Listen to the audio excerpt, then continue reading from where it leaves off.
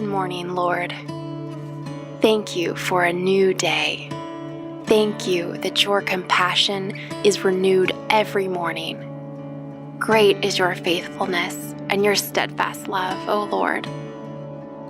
I don't know what all is going to happen today and how much I'll get done, but you do. So I give this day to you. Fill me with your Holy Spirit, Father.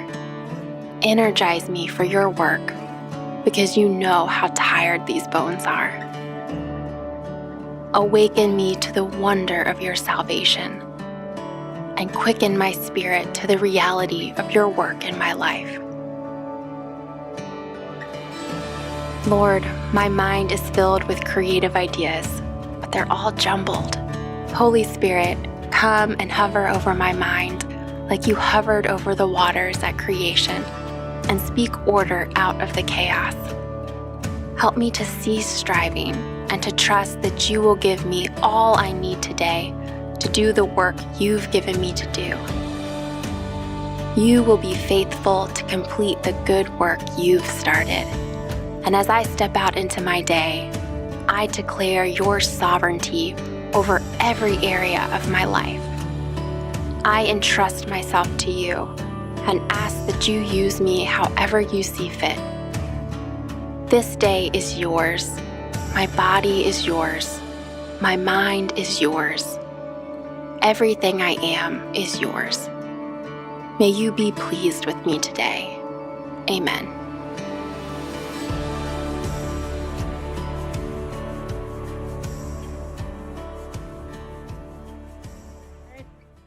Good morning, everyone, to our guest speakers, teachers, parents, and students. Welcome to the Virtual Awareness Campaign here in Jvfnhs National High School. I am your host, April D. Mahomok.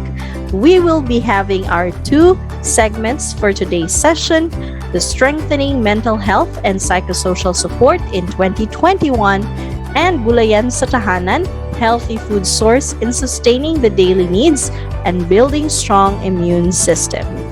I hope that you will be with us here today. Please stay tuned because we will be giving out our attendance link and of course the evaluation as well. Don't forget to comment down below that you are here watching with us.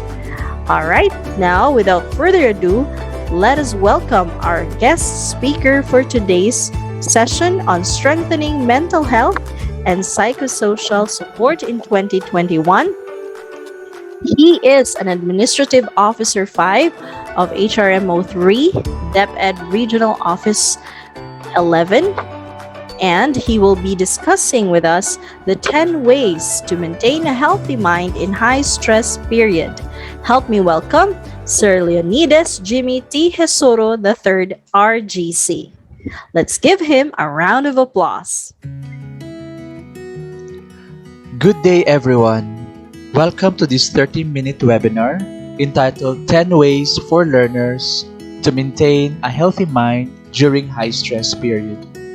My courtesies to the school head, faculty, and non-teaching personnel of the school that invited me for today, and most especially our dearest learners who are joining us in this webinar.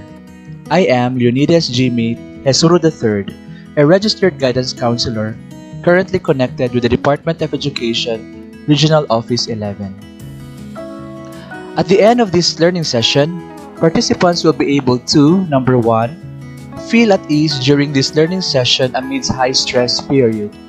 2, revisit the 10 ways to maintain a healthy mind. And 3, appreciate self-care activities among learners. The next slide will show us how we look at these times. We are boys and girls wearing face masks and at times face shields as well. This is the COVID-19 pandemic period. The realities among our learners during COVID-19 pandemic are social isolation, sense of loss of freedom, increasing school and work tasks, lack of sports and physical activities, and general level of anxiety may be experienced. Despite all these realities, dear learners, we have a lot of things to be thankful for. So I'm posing one singular question for you this afternoon. What are 3 things that you are grateful for today? You can think of your responses as parents, your friends, your classmates, and other things that you have in mind that you are grateful to God for today. I'd like to share with you in the next slide the 7 aspects of well-being. Number 1 is biological. Number 2 is material. Number 3 is mental, of which I invited you earlier to think of 3 things that you are grateful for today. Number 4 is emotional aspect. When was the last time you cried or laughed too loud? Number 5 is the social aspect. For no one is an island, as they say. Number 6 is cultural, the way we do things in our community. And the last aspect, which is also equally important, is spiritual. Now, let's start the 10 ways for learners to maintain a healthy mind during high-stress period. The first one is to reconnect with your spiritual aspect. A holistic approach to understanding individuals has paved the way for research to explore spirituality as one dimension of the cognitive, emotional, behavioral, interpersonal, and psychological facets that make up a human being. I'm inviting you now to believe these realities. Number 1, God exists. Number 2, God is good. 3, God knows what is good for you. Number 4, God has the power to do anything. 5, God loves you. And 6, believe that God will do what is best for you. You are also invited, dear learners, to forgive people and don't bear any grudge. Forgive others, not because they deserve forgiveness, but because you deserve peace. The second way is to read as much positive materials as you can. It is necessary to keep the majority of the material as positive and inspirational as possible. You must really enjoy what you are reading. Exposing yourself, dear learners, to reading materials which are pessimistic causes you to become agitated and will have an overall negative effect on your mental state. Choose a biography or non-fiction book in your field of interest. The third way to maintain a healthy mind is to set goals with deadlines and work towards these goals. When you try to meet the challenge and fulfill, you probably learn something valuable about yourself.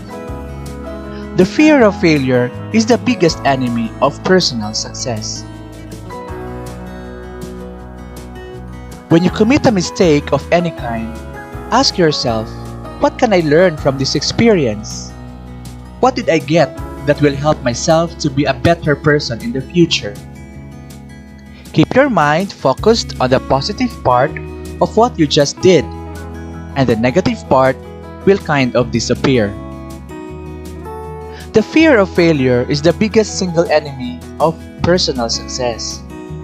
It is often petrifying enough to cause you to avoid completing projects or even to start one in the first place. A positive way of overcoming this mental paralysis is to create SMART goals. The next slide will tell us what SMART goals are. Specific, measurable, achievable, relevant, and time-bounded. The next slide is the fourth way to maintain a healthy mind. Look for signs of burnout and seek help. Burnout is when you easily get tired when you're doing even the simplest thing you usually do. Seeking help is a sign of strength and not a sign of weakness. Dear learners, if you will not be able to handle stress, your mental health will be affected. What are signs of burnout? I'd like to share these 6 points that you can check on, dear learners. Number 1. Do you drag yourself to open your modules? 2. Do you feel cynical and has been irritated or impatient with people at home? 3. Have you lost fulfillment in your studies? 4. Do you have low concentration on your studies? 5. Have your sleep and or eating habits become less healthy? And number 6, have you had unexplained physical symptoms? If your answer or answers to these 6 questions are all yeses, then you might need to see your guidance counselor or anyone who can give you professional help. Identifying these signs of burnout early are important so that you can mitigate them and seek help for yourself. You can also identify some programs in your school that can help you when you experience burnout. The 5th way to maintain a healthy mind is to practice affirmations. By using affirmations on a daily basis, you can counteract some of the overwhelming negativity in the world around you. The most powerful ones are those you create by yourself. Create a more optimistic outlook for yourself. Your subconscious mind makes for everything you say and do fit a pattern consistent with your self-concept or your master program. Research shown that through the simple act of making positive statement about yourself, you can reprogram your brain to overcome unhealthy habits and increase your productivity and control harmful emotions. Think of an area of your life, dear learner, that you would like to change. And then, choose an achievable outcome that you want to reach. Frame your desired outcome in a short present tense statement and repeat it to yourself throughout the day. For example, I like myself. This means that the more you like yourself, the more you like the people around you, and the more you like your studies, your activities, and you become open-minded and optimistic. Here are more examples like, I'm the best. I can do it.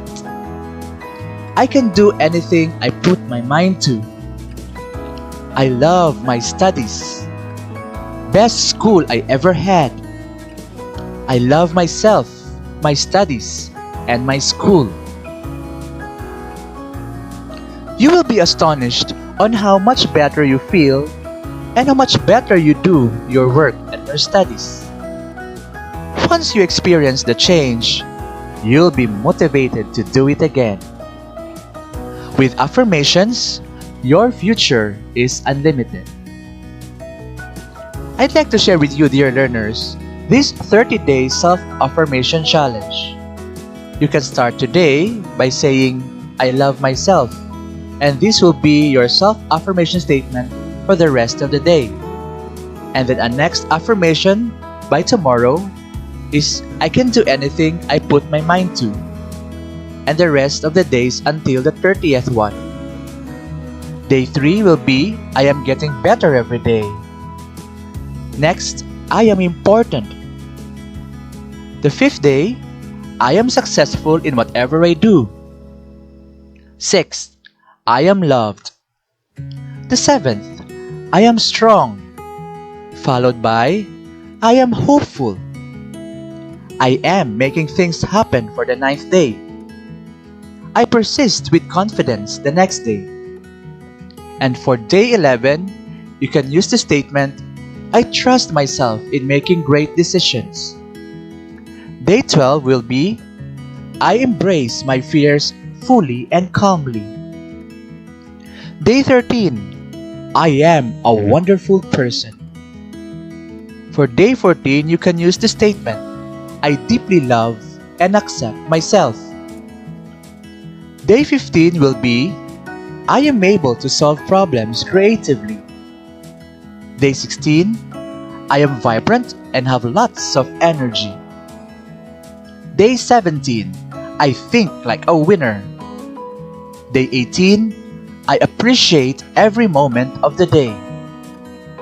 Day 19, you can use the statement, there is a solution to every problem. Day 20, I feel the joy of abundance.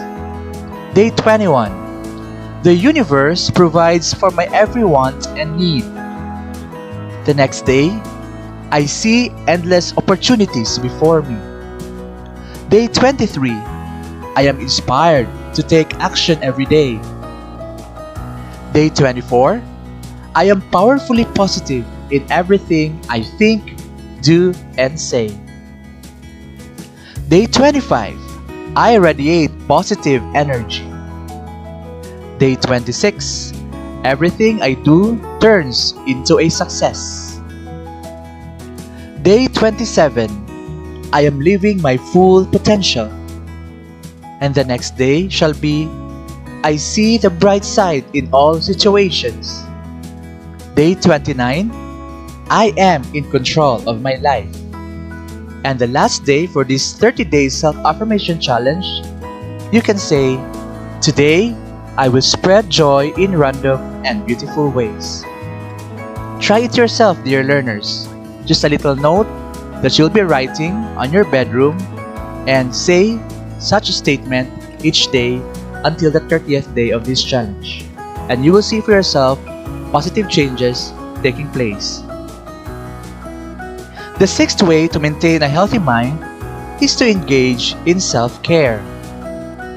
Take care of yourself before you can take care of others.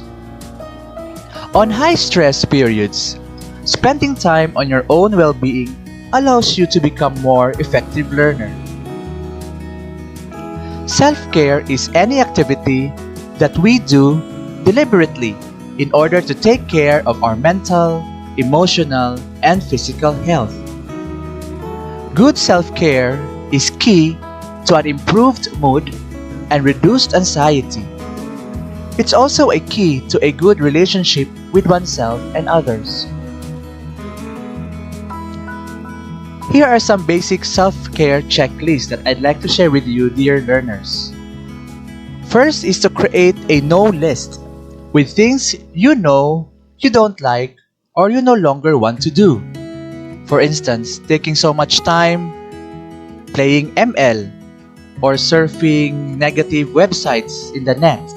So that should be in your create a no list self-care checklist activity. Second one is to promote a nutritious and healthy diet. I know during this quarantine period, there are a lot of companies delivering food at your doorsteps. So just choose the nutritious ones and healthy diet. Number 3, get enough sleep. Young adults like you usually need 7 to 8 hours of sleep each night. Next, choose a form of exercise that you like. Another self-care activity that a learner like you can do is to always follow up with medical care. Should you feel any inconvenience or a thing that you are uncomfortable with your physical body, then do medical care and tell your parents about it. Next is to use relaxation exercise and or practice meditation. You can use YouTube and just encode mindfulness exercise, and a lot of activities will be shown to you. You can choose either in 5 minutes or in 30 minutes depending your available time. Spend enough time with your loved ones, especially that here, at this point in time, we are doing the modular modality and you are studying at home, so that means you can spend enough time with your loved ones while studying at home. Do at least one relaxing activity every day, whether it's taking a walk or spending 30 minutes unwinding. This is to give you a transition from your school or study at home and doing other things by doing that thing that you like for at least 30 minutes a day. Next would be do at least one pleasurable activity every day, like cooking or any household chore that you like doing. I am really happy to see learners like you who are actually helping out your parents in some household chores. Keep it up, dear learners. Next will be, at least once a week, take a longer shower than the usual ones, which I actually do on a Saturday. So if like you are too busy for a weekday, then you can choose a weekend for doing a longer shower than the usual ones. Next will be, find your me and myself time. So it is you watching a Netflix movie or reading your favorite fiction book, then that is me and myself time. Next will be look for opportunities to laugh. So there are a lot of materials now that you can check in YouTube where it will make you laugh and make you happy for that day. And the last is to find time to pray and be grateful. It's very important that we connect with our spirituality and to be grateful to God for all the things that had happened today. Set up a 15-day self-care routine and see how you feel better and after. And never forget, as with everything, self-care takes practice. So you can start today, and I tell you, after 15 days, if you will be doing at least 1 or 2 self-care activity each day, there will be positive things that will happen to you, dear learners. Number 7 is to develop good habits. Harmful practices are a significant drain on your mental health. Replace a bad habit with a good habit. Overcoming these bad habits are often a real struggle. An example for this is to procrastinate, for learners to just say he or she will be doing the assignment in the module the next day, and yet he still has time for today. That's procrastination. So we shall replace this bad habit with a good one. Are your habits holding you back and causing you to feel bad about yourself? Or are your habits pushing you forward, causing you to feel great about yourself? Almost everyone have at least one bad habit that he or she wishes that she could quit. Examples are procrastination, self-doubt, tendency to blame others when things go badly. Harmful practices are a significant drain on your mental health. Overcoming these bad habits are often a real struggle. One method many successful people use is replace a bad habit with a good habit. And this can be done each day until the 21st day to make a bad habit replaced with a good one. An example of a good habit to be nourished every day is to show gratitude, because gratitude is the attitude of positive mental health. The next slide will remind us that no act of kindness, no matter how small, ever goes unnoticed.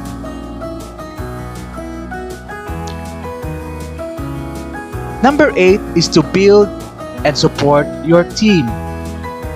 Attend also to the well-being of your classmates and friends.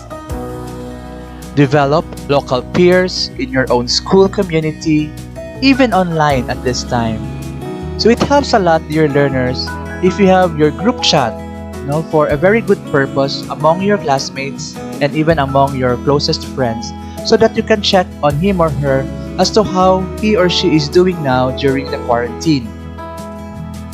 It will also help, dear learners, that you know professional networks that may provide assistance to your teammates when in crisis, such as our group for guidance counselors in DepEd, we can cater to some requests for online counseling of those students in crisis during the quarantine period. The ninth way to maintain a healthy mind is, of course, to eat healthy foods. Maintaining a healthy mind necessitates having a healthy diet and lifestyle. Eliminate saturated fats and sugar from your diet in order to reach positive mental health. Very important, dear learners, that we take vegetables and fruits each day so that we maintain a healthy body in order to have a healthy mind. And the 10th way to maintain a healthy mind is to do physical exercise. Studies have proven that there is a direct correlation between physical exercise and mental well-being. Dear learners, it only takes 30 minutes of exercise couple of times a week to start in order to see results. So may it be hiking or cycling if you have your bicycle with you, or even brisk walking around your village, for your cardio exercise, which is good for your heart. And at least 30 minutes of that will really go a long way. Exercise can help you reduce stress and alleviate feelings of depression, along with boosting positivity, aiding self-esteem, and even improving cognitive thinking. Examples are modern aerobic exercise, walking, jogging, which can have tremendous effect on the way you feel mentally. I hope you will find time, dear learners, despite your busy schedule in this modular modality that we have now, to be physically active and not just sedentary inside your homes doing the modules. 30 minutes or even lesser than that for a start will not really hurt. To close in this short webinar on 10 ways for learners to maintain a healthy mind, the next slide allow me to share a verse from the Gospel of St. John, chapter 15, verse 12, which says, "My commandment is this, love one another just as I have loved you." So again, dear learners of this reputable school, continue to seize your dreams despite the challenges of this pandemic.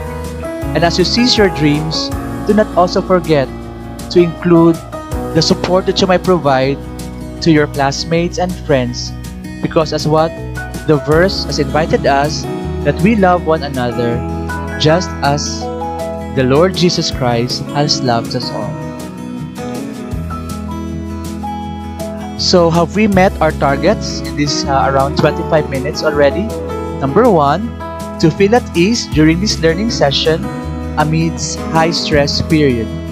So I placed a check there. Second one, to revisit the 10 ways to maintain a healthy mind. Another check. Hopefully we have discussed that and you got something from my sharing. And the last target that we have is to appreciate self-care activities among our learners. Thank you very much. I hope you gained something from this short webinar, and I hope you are all well today. God bless and take care, everyone. What a pleasure to hear coming from the words of our guest speaker. Thank you so much, Sir Leonidas Jimmy, for giving us such insightful ways to maintain a healthy mind in high-stress period. I hope our participants are also taking down notes and watching with us. Remember that all of the things that we have heard and learned will be applied in our daily life. And I hope that this webinar will also give us some more insights in maintaining our mindsets more clear and balanced. All right, now moving on to our segment for today's session. Of course, we will not end from there because we will be watching a video and hearing some inspiring words coming from the YouTube community. Yes, you've heard it right. So we will be hearing some 3 tips for a mental detox by Gaur Gopal Das. Let's hear it from him. Many of us love eating good food. As fancy as the preps may look and as delicious as they may be, they get digested once they enter into our system. And the body needs to throw the unwanted waste out in a day, failing which can cause illness. There is nothing in the world that can quench our thirst more and make us feel more refreshed than water. Yet if the body doesn't throw that water out in a couple of hours, that retained water can be the cause of illness. I once saw a very elderly yoga teacher teach her students breathing techniques. She asked them to breathe in and hold their breath.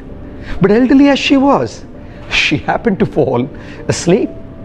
The students who respected her a lot were unable to hold their breaths any longer, but didn't even want to disobey her. Finally, as they were gasping, one of them walked up to her and woke her up. As she got up, she said, "And now, breathe out." As funny as this may sound, the air we breathe in can be held for no more than a few minutes, and if it's not thrown out, we may die. Isn't this principle true for our negative emotions as well? Emotional hurt, grudges, jealousy, feelings of hatred, revenge, anger can make our minds toxic. Yet we continue to hold them in our systems, only leading to so many psychological and consequently physical disorders. The body has a system to remove unwanted food, water, or air without us even being aware of it. How we wish there were an automatic arrangement that could throw negative feelings and emotions out as well. But that's not how it works with the mind. We have to consciously work on purging these toxic emotions out of our inner systems. And here are 3 suggested ways to get these feelings out. First, write your feelings down on a piece of paper and tear it into pieces or burn it into ashes. This practice doesn't necessarily solve the problem, but allows us to express ourselves and release the negative energy, at least temporarily. Second, open your heart and confide into someone close and trustworthy. Sharing our feelings can not only lighten the heaviness we feel, but we may also receive support and guidance to deal with our negativity. Third, the most powerful, of course, is adopting a spiritual practice which can help us cleanse our consciousness and give us the inner strength to fight these tendencies. Always remember that it's not the glass of water, which is only a couple of grams in weight, that hurts our hand. It is the duration for which we hold it. The quicker we keep it down, the better it is for us.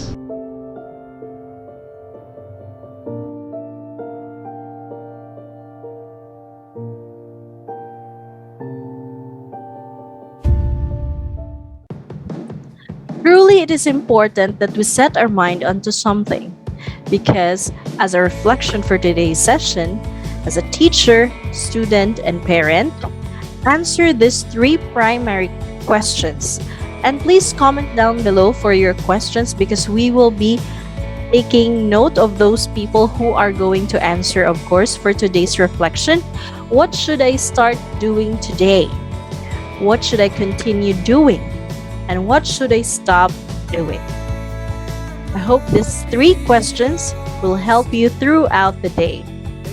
And remember that cleanse your mind of all bad vibes and let the good vibes flow in. You can't pour from an empty cup. Take care of yourself first. That is all from Strengthening Mental Health and Psychosocial Support. Please stay tuned because we will still have more of our resource speakers' thoughts, wisdom, and mind setting for our next topic for today's webinar. Up next is about the Gulayan sa Tahanan, and we will be right back after this short break. You probably know that it's important to eat fruit and vegetables. But do you know why? Fruit and vegetables contain some very important nutrients that our bodies need. These include vitamins, minerals, and fibre. Do you know what vitamins and minerals are? Vitamins and minerals help our bodies to work properly. We only need them in small amounts, but we do need lots of different ones. The very best way to make sure we get all the nutrients we need is to eat a wide variety of different foods. All of the healthy food that we eat contains vitamins and minerals. To get enough of all the vitamins and minerals our bodies need, it's very important to eat a variety of fruit and vegetables. And vitamins do some very important jobs indeed. Vitamin A, found in orange fruit and vegetables, such as apricots and carrots, and dark leafy vegetables, such as Savoy cabbage, helps to keep our vision healthy. Vitamin B1 helps our bodies release energy from food so that we don't feel tired. Lots of fruit and vegetables contain vitamin B1, including peas, spinach, and mushrooms. Vitamin C, which is found in citrus fruits such as oranges and lemons, as well as in strawberries, tomatoes and broccoli, among others, is important for helping our bodies heal. For example, if we graze a knee. You can see that vitamins are really amazing. They protect us and make us strong. Fruit and vegetables are also a really important source of fibre. Fibre helps to keep our digestive system healthy. Do you know what is meant by your digestive system? Your digestive system allows your body to take in the nutrients from the food you eat, starting from your mouth, moving through your stomach, small intestine, and large intestine. Fibre helps this process work properly in order to keep our bodies working as they should. We should make sure to eat at least 5 portions of fruit and vegetables a day to get all of the nutrients our bodies need from them. A portion is the amount you can hold in your cupped hand. And a great tip is to try and eat as many different colours as possible so that we get lots of different vitamins and minerals. What are some of your favourite fruits and vegetables? See if you can think of fruit and vegetables to match every colour of the rainbow.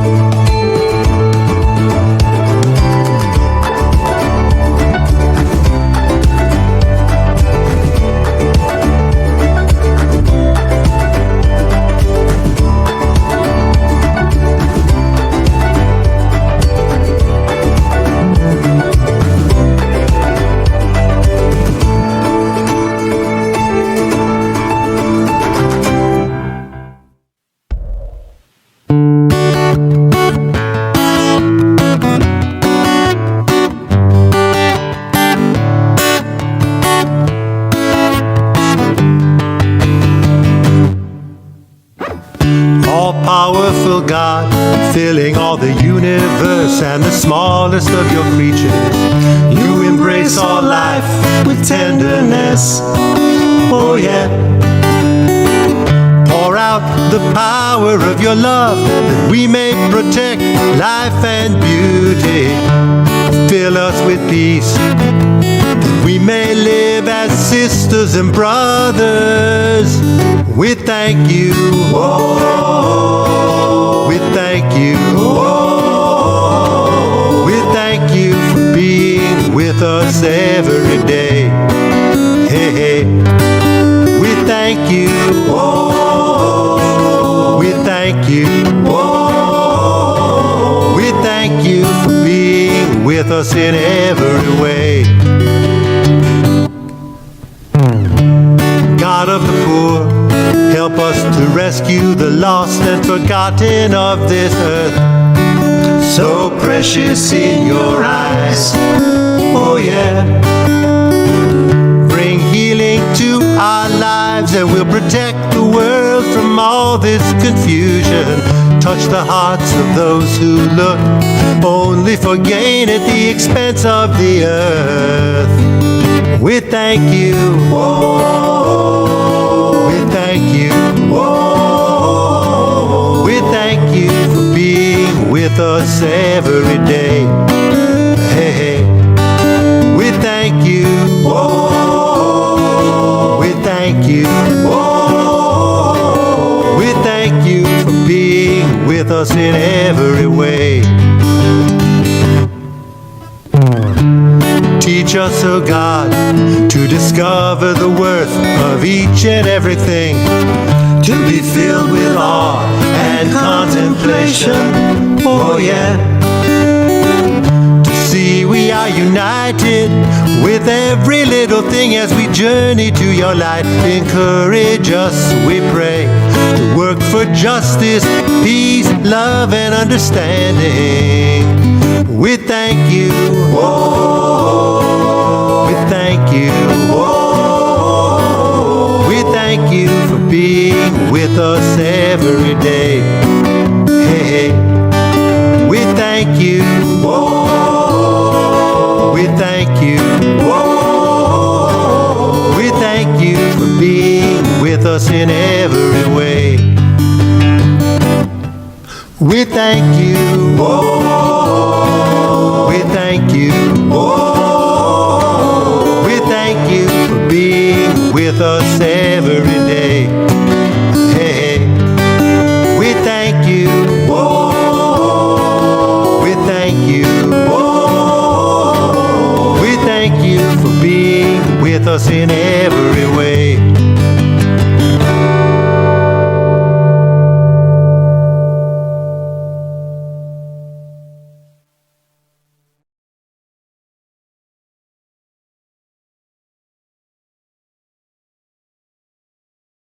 Hello Philippines and hello world! Good morning sa lahat ng ating mga manonood ngayong araw na ito.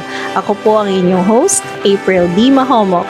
Sa ating mga guest speakers, teachers, parents, and students, welcome to our live webinar for Gulayan sa Tahanan School Year 2021 to 2022. Today is a good day to start our day. And it is always a good thing to be grateful for all of the blessings we receive from above, for having a good body and sound mind. Our speaker for today will talk about the immune response against COVID-19 and how does eating healthy food affect us. She is 27 years old, single from Panabo City, a registered nutritionist dietitian, graduated BS Nutrition and Dietetics at Central Mindanao University 2013, currently taking up Masters of Public Health at Siliman University, 5 years in Public Health, Nutritionist Dietitian 2 under Human Resource for Health of the Department of Health, Davao Centers for Health Development. Help me welcome Miss Daisy Glenn S. Masillones. A round of applause, please. Good day everyone, Mayang Adlaw. Ako si Jvfnhs, and I am a registered nutritionist dietitian and nutritionist dietitian 2 of the Department of Health, Davao Centers for Health Development under HRH and DTP.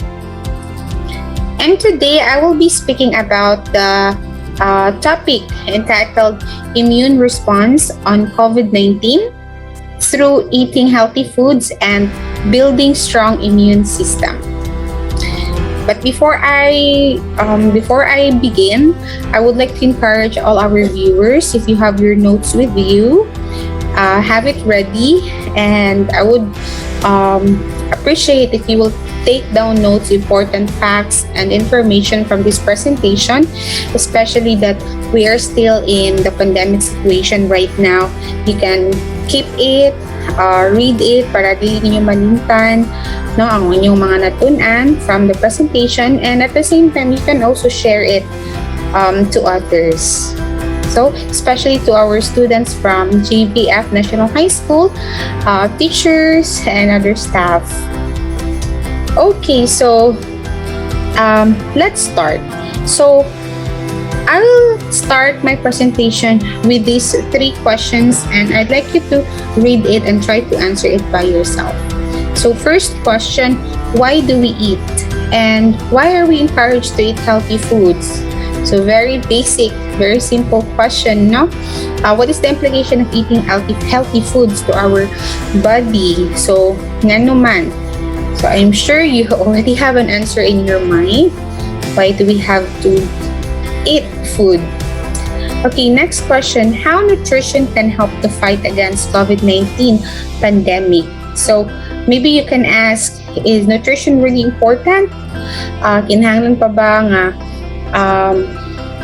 i-consider ang nutritional content sa pagkaon kung ginakaon if I already have the medicine with me? Enough na ba ang tambal nga ginahatag sa COVID-19 patient para maayos siya?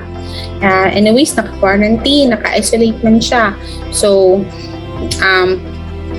this presentation will also support more information that nutrition is an essential factor in the treatment protocol of COVID-19.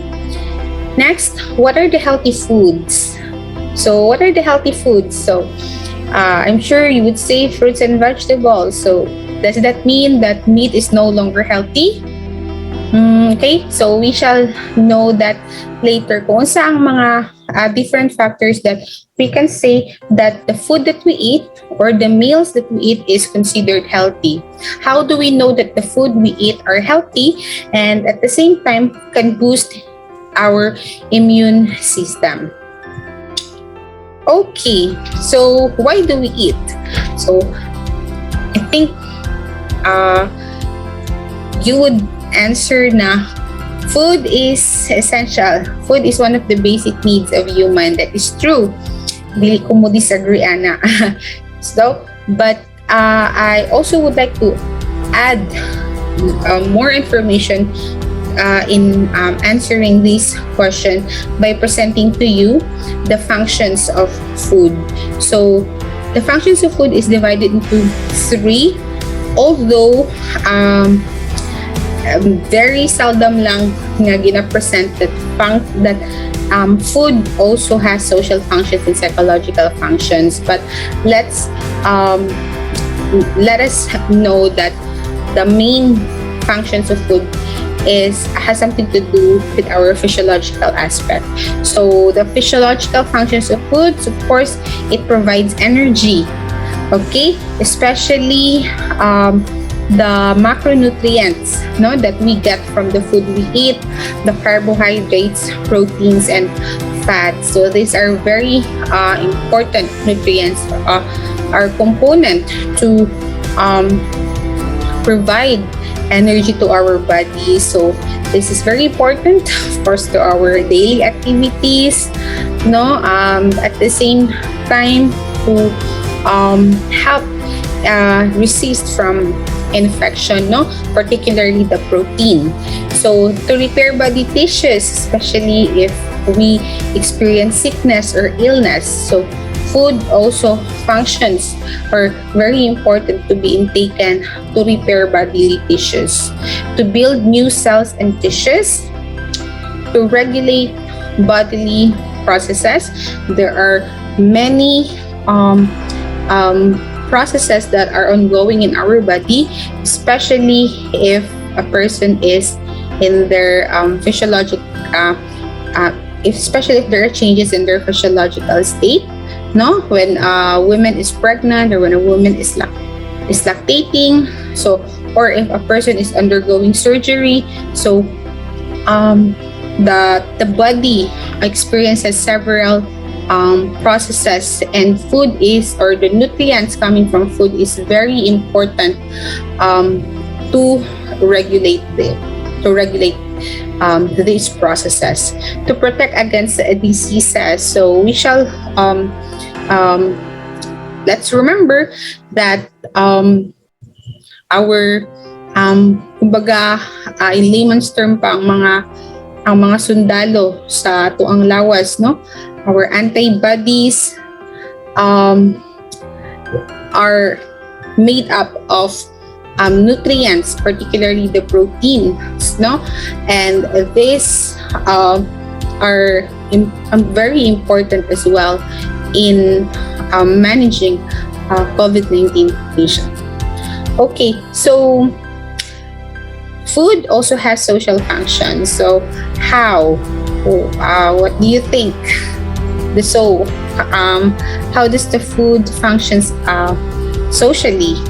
So man is a social being, and food helps the human to be social. Now, especially during occasions, no, like marriages or wedding, no, every after entourage na yung reception, and di jud mawala ang food sa reception. I'm sure bihira ra gyud siguro if naamang gyud, pero wala pa ko nahibalan so far nga kanang walay kaon, no, during reception. Aside from that, celebrations like birthdays, di jud ma-enjoy ang moment if wala ang food. What else? During anniversary, no, sa mga couples din ha, nga naminaw, no, mga estudyante na to nga na uyab and mag-celebrate sila silang anniversary or even monthsary, eat out, no. What else? Any other types of celebration, food is really a thing. It is an important ingredient. Psychological functions of food. Why? Because to some, food satisfies one's emotional needs, no? Especially when a person is sad, no? Food tends to be their stress reliever. If or ang tao is stressed, they tend to eat a lot just to pamper themselves. Or if a person is sad, so they tend to eat a lot. So that's how the food functions psychologically. Although we shall consider that it can also lead, or it can also result to non-desirable effect sa tuang lawas if we eat a lot, no? So food is used to express feelings of special attention, friendship, recognition, or punishment. So that's how the food functions psychologically to us. But like I have mentioned, let us put in our mind the main functions of food, which is the physiological functions. And food is important, of course, in depicting one's nutritional status. So how nutrition can help to fight against COVID-19 pandemic? So that was the second question earlier. So first and foremost, the one that you can see on screen is just an overview of a study conducted by Fasiha Aman and Sajja Masood. This study was published in PubMed.gov. That's where I usually research. If mag-search ko og mga researches, that's where I usually get data. And it showed that optimal nutrition and dietary nutrient intake impact the immune system.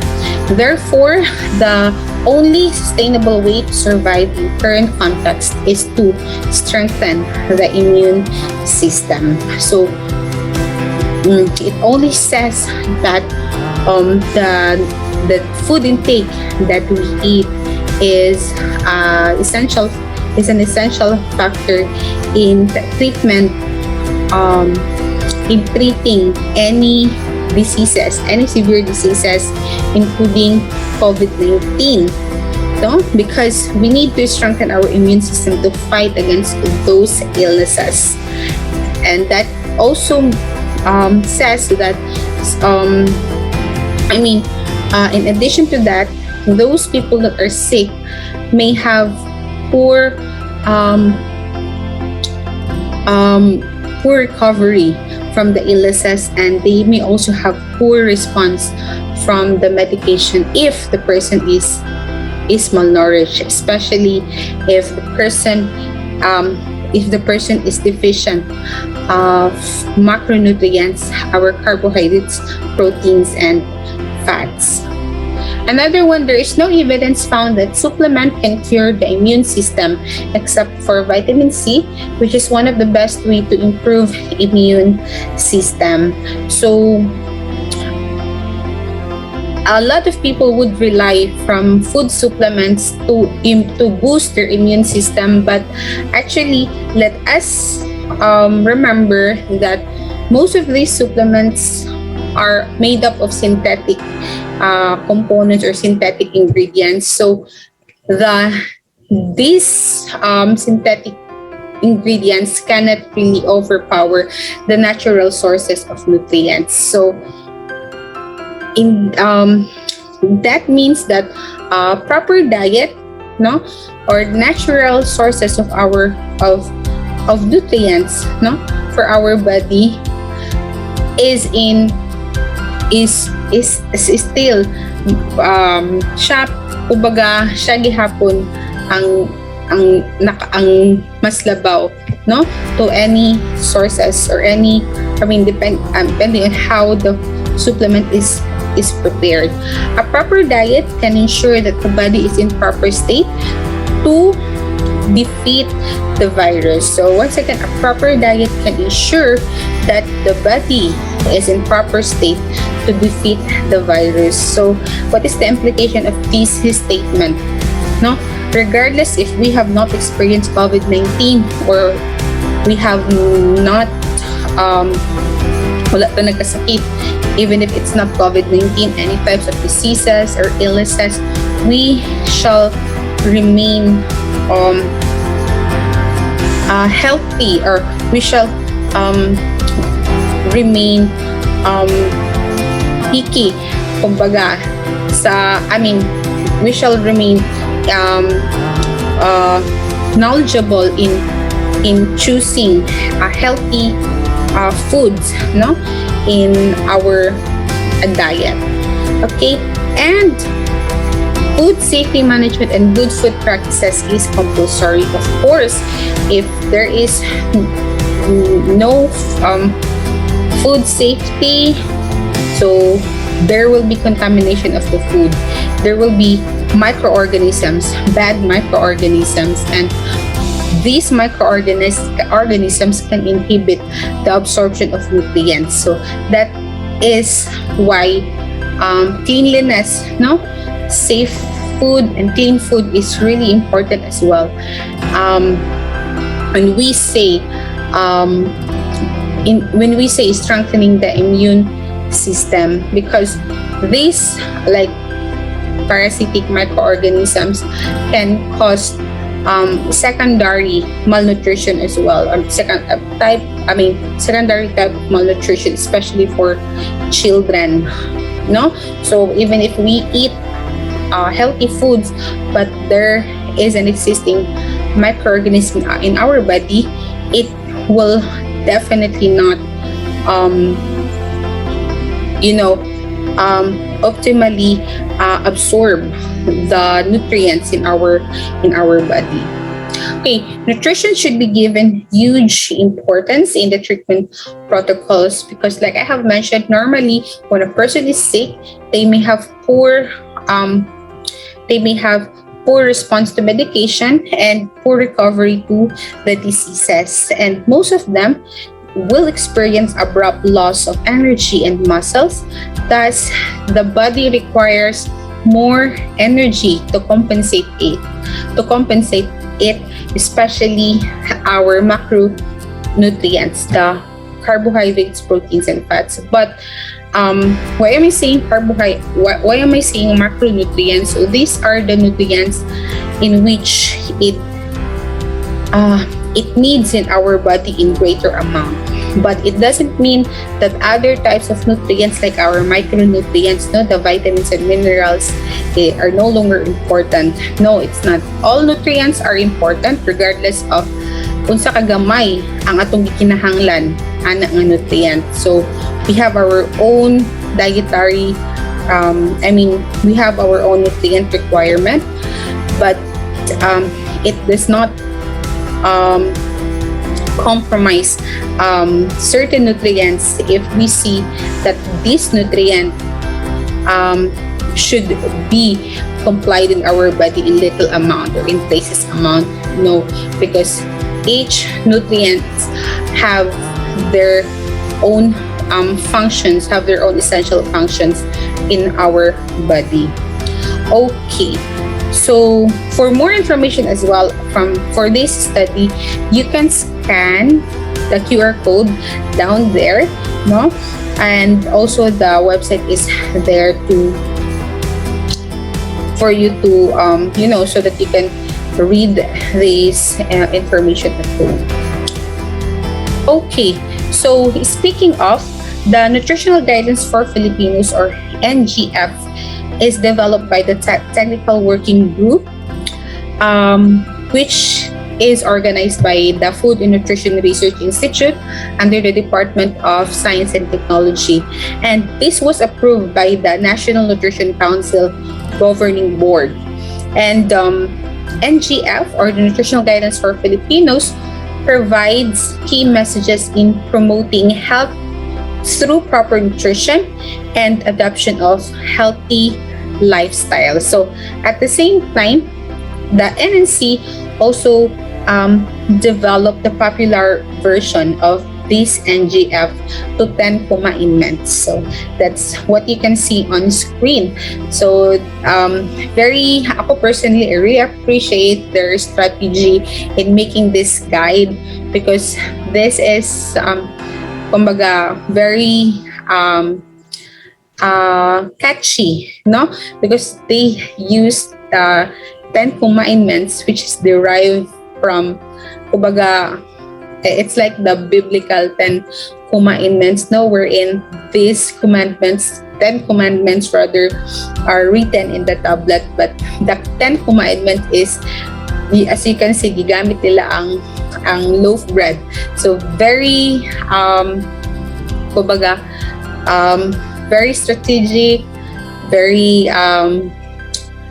I forgot the exact word, but very witty, to make it catchy para sa masa. So it fosters an adequate and balanced diet, as well as desirable food and nutrition practices and healthy habits. And NGF, or the Nutritional Guidelines for Filipinos, are primary recommendations to promote good health through proper nutrition.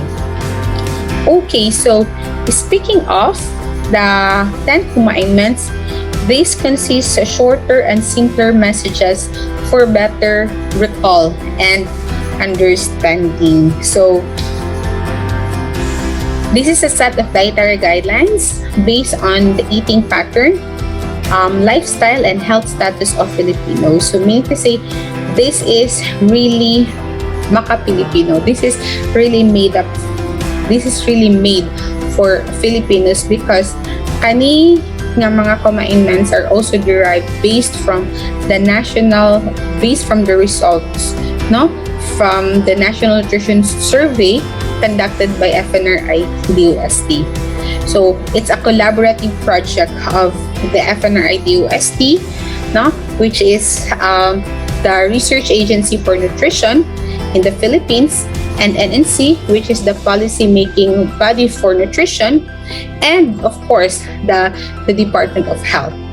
And the nutritional guidance for Filipinos contains all the nutrition messages to healthy living for all age groups, from infants to adults, pregnant and lactating women, and the elderly. So,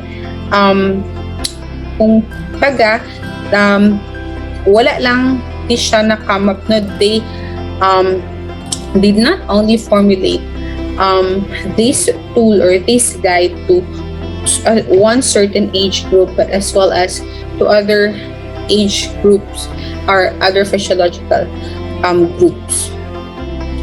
Okay, so just an information that the first nutritional guidelines for Filipinos was released in 1990, and it was composed of 5 messages called Dietary Guidelines for Filipinos. So 5 pa lang sa una, but as the time goes by, no, nag-expand ang research, ang survey sa intake sa mga ginakaon sa mga Pilipino, which was conducted by FNRI UST.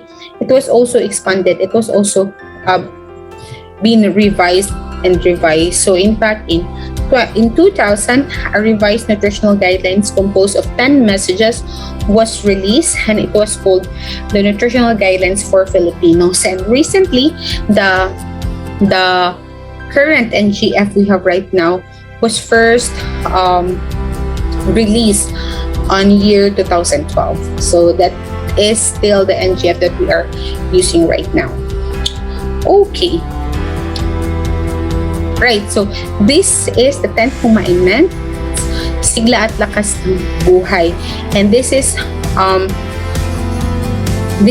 what I would like to share to all of you in boosting our immune system, or for us to be guided that the food that we eat is healthy, or it will help us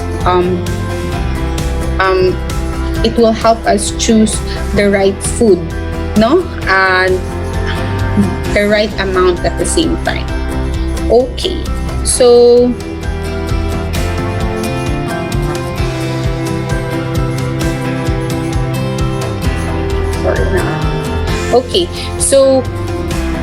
you can see na these 10 commandments, no, are the 2012 nutritional guidance for Filipinos.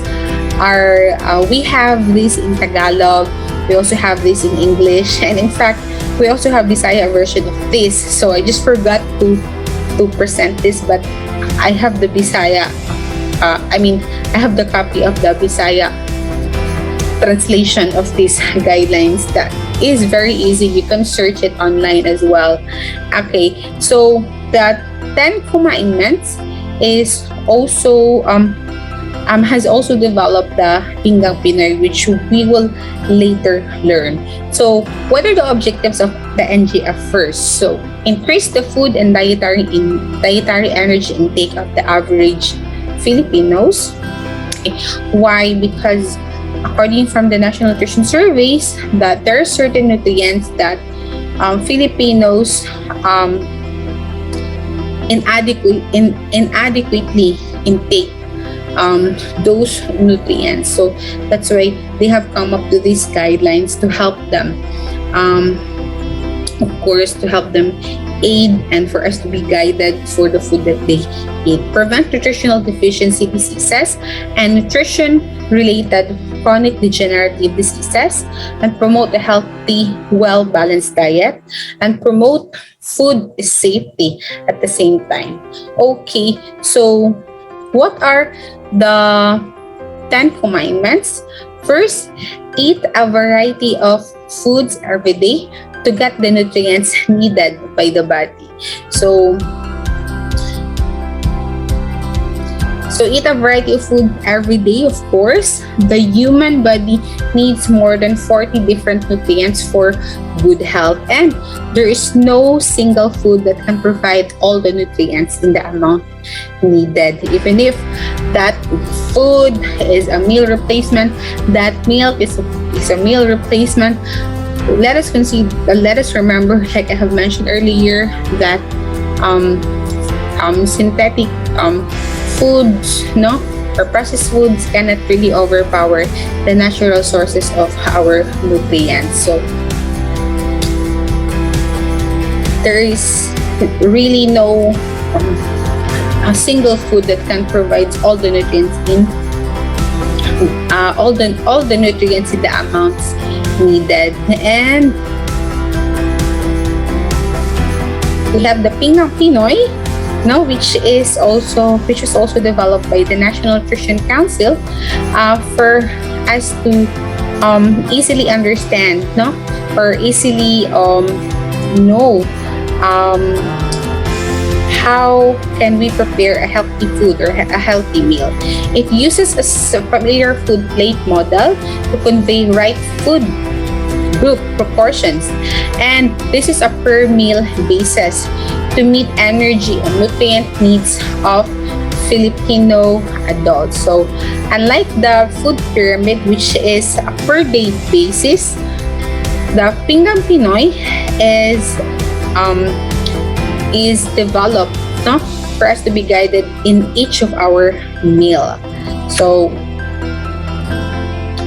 the glass that you can see, no, at the top right part of this Pinggang Pinoy plate is filled with water, and it shows importance of hydration. So let us remember that water is also a nutrient. Okay, and that is also part of our Pinggang Pinoy. Okay, a placemat or the banik is the banik design is a traditional hand-woven product of the country. So that is why the Pinggang Pinoy is really maka-Pinoy, no? So that's it. Okay, so the Pinggang Pinoy provides per meal recommendations of food intake, while the food guide pyramid is a food guide on a per day basis. So I am sure to most of you, when you were still elementary, especially sa akong mga kabatch, wala pa ni Pinggang Pinoy sa among time. Actually, when I was still elementary, we only have this food guide pyramid. But the difference of the two is that Pinggang Pinoy is a per meal basis and food guide pyramid is a per day basis. But it does not conflict each other, no? Pinggang Pinoy intends to complement the food guide pyramid, and it does not even replace the food guide. Okay, so they are complementary to each other. Okay. Alright, so let's go back to the Pinggang Pinoy. So as you can see, half of the plate half of the plate are for the go and grow foods, and the other half is for the glow foods. So remember, go foods. So go foods basically are the sources of go foods are our rice and alternatives. No, they provide energy. So one of the physiological function of our foods, and I'm showing you an example of a serving of rice and alternative based on a 2,000 calorie meal plan. So one serving is equivalent to 1 cup of cooked rice. Okay, or if you have with you the pandesal in your breakfast, then one serving of pandesal is equivalent to 4 pieces of it, or that's 17 grams each of pandesal. Okay, 4 slices of loaf bread, that's 17 grams each. That is also equivalent of one serving of of rice or 1 serving of go food for the part of the go food. Then 1 cup of cooked macaroni or spaghetti noodles, or 1 small piece of root crop. So what are the examples of our root crop? Kamote, we have kamoting kahoy, gabi, and ubi. These foods are carbohydrates rich food, and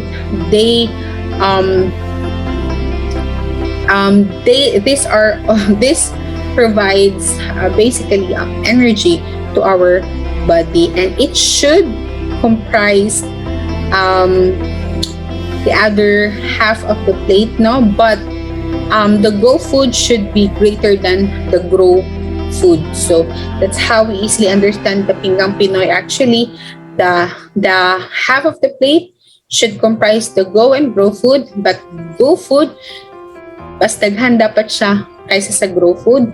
And the other half are our glow foods, but glow foods comprises our fruits and vegetables. But let us remember that the vegetables should be greater than the fruits. So that's how we easily remember the Pinggang Pinoy plate. Okay, for the grow foods naman, so grow food sources, no, are our fish and alternatives. So 2 servings of any of the following would do. This is based on a 2,000 calorie meal plan. So 2 servings are equivalent of the following: 1 piece of small size fish, example dagalunggong. So galunggong, example of galunggong, and other small size fish. 1 piece of small chicken,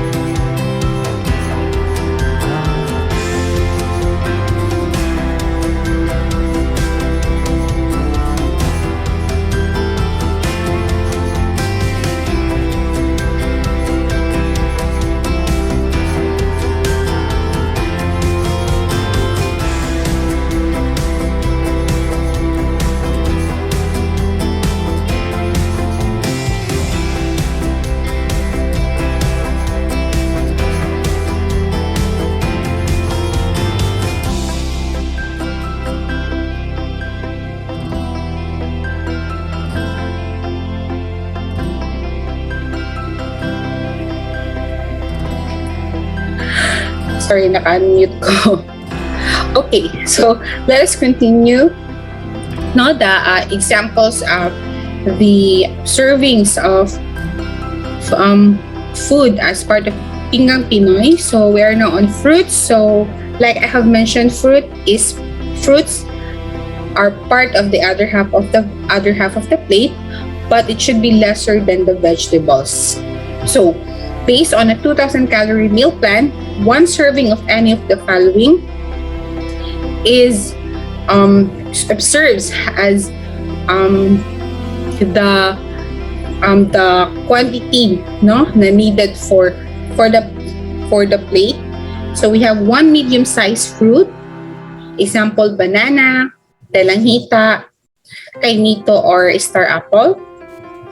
1 slice of big fruit, example watermelon or papaya.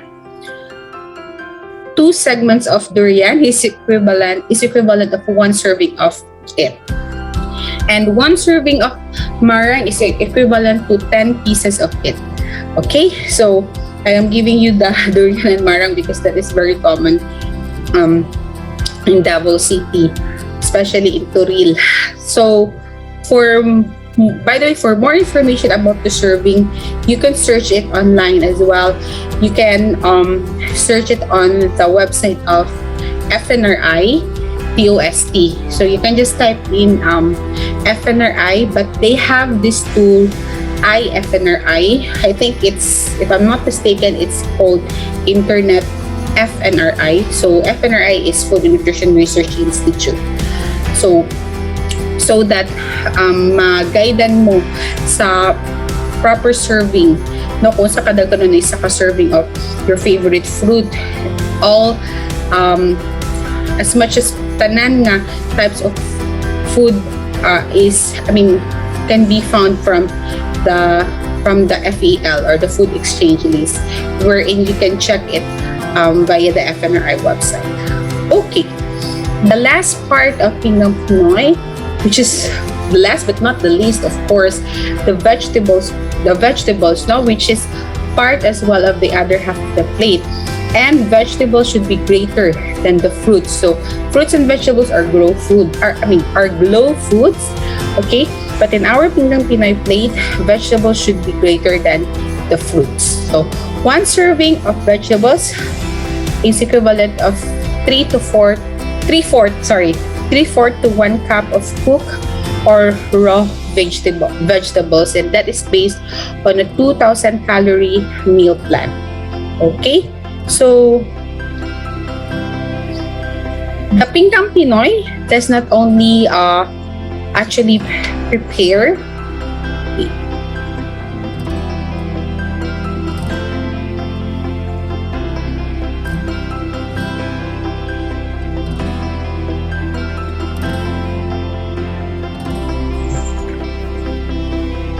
Okay, so the Pinggang Pinoy is not just formulated for one certain group, but to different age and physiological group as well. So different age, of course, we have different nutrient requirement naman for children, for teenager, for older people, and physiologic groups. This is for our pregnant and lactating women. Of course, if a woman is pregnant or lactating, there are a lot of changes in the physiological. There are a lot of physiological changes in their body, and that is why their nutrient needs is also different from the normal physiological state of human, and different energy and nutrient needs. So you should see now the different Pinggang Pinoy for the different age groups and physiologic states. So we have for kids ages 3 to 12 years old. We also have for teens 13 to 18 years old. For adults 19 to 59 years old. For elderly, and for pregnant and lactating women. So for more information about it, you have there you can see there the QR code. Okay, down there you can scan that, and you will be routed sa website wherein you can know more of this Pinggang Pinoy, and definitely this will help you. This will guide you in preparing your meals, no, and ensure that your meals are healthy at home. Okay. All right. So, to stay healthy, we need to aim for MOVABA. Okay, MOVABA stands for moderate, variety, and moderation. So, it should be balance, no? Aim for balance, variety, and moderation on our meals. Of course, balance because, like I have mentioned earlier, there is no single food that can provide all the nutrients that we need. So it doesn't mean that we have already meat on our plate. We no longer need other types of food groups. So we no longer need fruits and vegetables. No, it's not. It should the quantity should be balanced. So dili dapat malukop sa tibuok plato nimo or half of your plate ang mga grow food sources nato. Okay, it should be variety. So same principle, no, kaganiha, that the fact that we need 40 nutrients in our body, we shall also be eating or be getting these food sources from the foods from the different sources, and it should be moderation, no, not less, not much as well. So we have to learn, we have to know the calorie requirement of our body based on our age and our sex and our physiological state, and that we shall know kung unsa kadaghanon ng ato ang gikinahanglan as for the food. So you can ask any practitioner, but particularly nutritionist and dietitian, para matagaan mo guide, no, or matagaan mo advice in preparing your meals, and assure that your meals are following Movaba principle, or moderate, variety, and balance. Okay, so that is just the first nutritional guidelines. Next one is breastfeed infants exclusively from birth up to 6 months, and then give appropriate complementary foods while continuing breastfeeding for 2 years and beyond for optimum growth and development. So infants and children up to 2 years of age are most vulnerable for malnutrition. And breast milk is the best source of nutrition for babies and protects them against illnesses. So for the first 6 months, breast milk is the best source for their nutrients. Breast milk solely, meaning breast milk and breast milk alone. That's why we have this exclusive breastfeeding for the first 6 months of the baby. All the nutrients that the baby needs, even magsakit ang bata, no? Ang tanan nutrients na kinahanglan sa bata, the antibodies that he needs, it shall be provided from the breast milk of from the breast milk of mommy. Okay, so maski even no ang mama na ay COVID-19, breastfeed shall still protect the infants and children from getting sick and for their healthy growth and development. So optimum breastfeeding is still the key, even if the mother has COVID-19. So breastfeeding is particularly effective against infectious diseases because it strengthens the immune system by transferring antibodies from you. In fact, whenever the baby is sick, okay, the baby is being fed by her mom through breastfeeding, mag-send na siya og signal sa mama to create more antibodies para maayo og dali ang bata. So if a woman with COVID-19 is too unwell to breastfeed, she can be supported to safely provide her baby with breast milk in other ways. So we have other ways naman wherein we can still maintain or protect, we can still promote breastfeeding to infants, especially for those ages from 0 to 2 years old. No, we have expressing milk, relactation, or we can also look for donors. No, we can also look for donors that can provide human milk for the baby. So let us also remember the 3 W's, especially if the mother is infected with COVID-19. First is wear a mask during feeding, wash hands with soap before and after touching the baby, wipe and disinfect surfaces regularly. Okay, let us also remember that breastfeeding is doesn't only stop once the baby reaches 6 years old. Pag 6 months old, pag mag 6 months na gani ang baby, that's the time that you can start introducing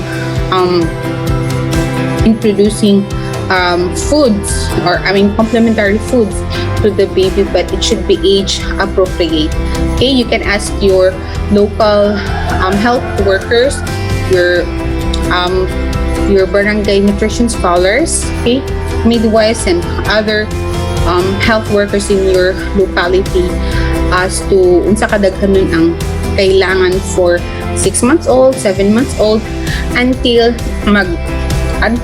regular na ang intake sa bata, no, at the age of 12 months. But continuing breastfeeding, no, should still follow. So padayon gihapon ang pagpasuso up to 2 years of age and even longer. Okay, so that's it. Now the third nutritional guidance for Filipinos is eat more vegetables and fruits to get the essential vitamins, minerals, and fibers for regulation of body processes. So fruits and vegetables are rich sources or excellent sources for our vitamins and minerals, okay, which most of them are our antioxidants, and fiber as well for regulation of body processes. So our fiber also acts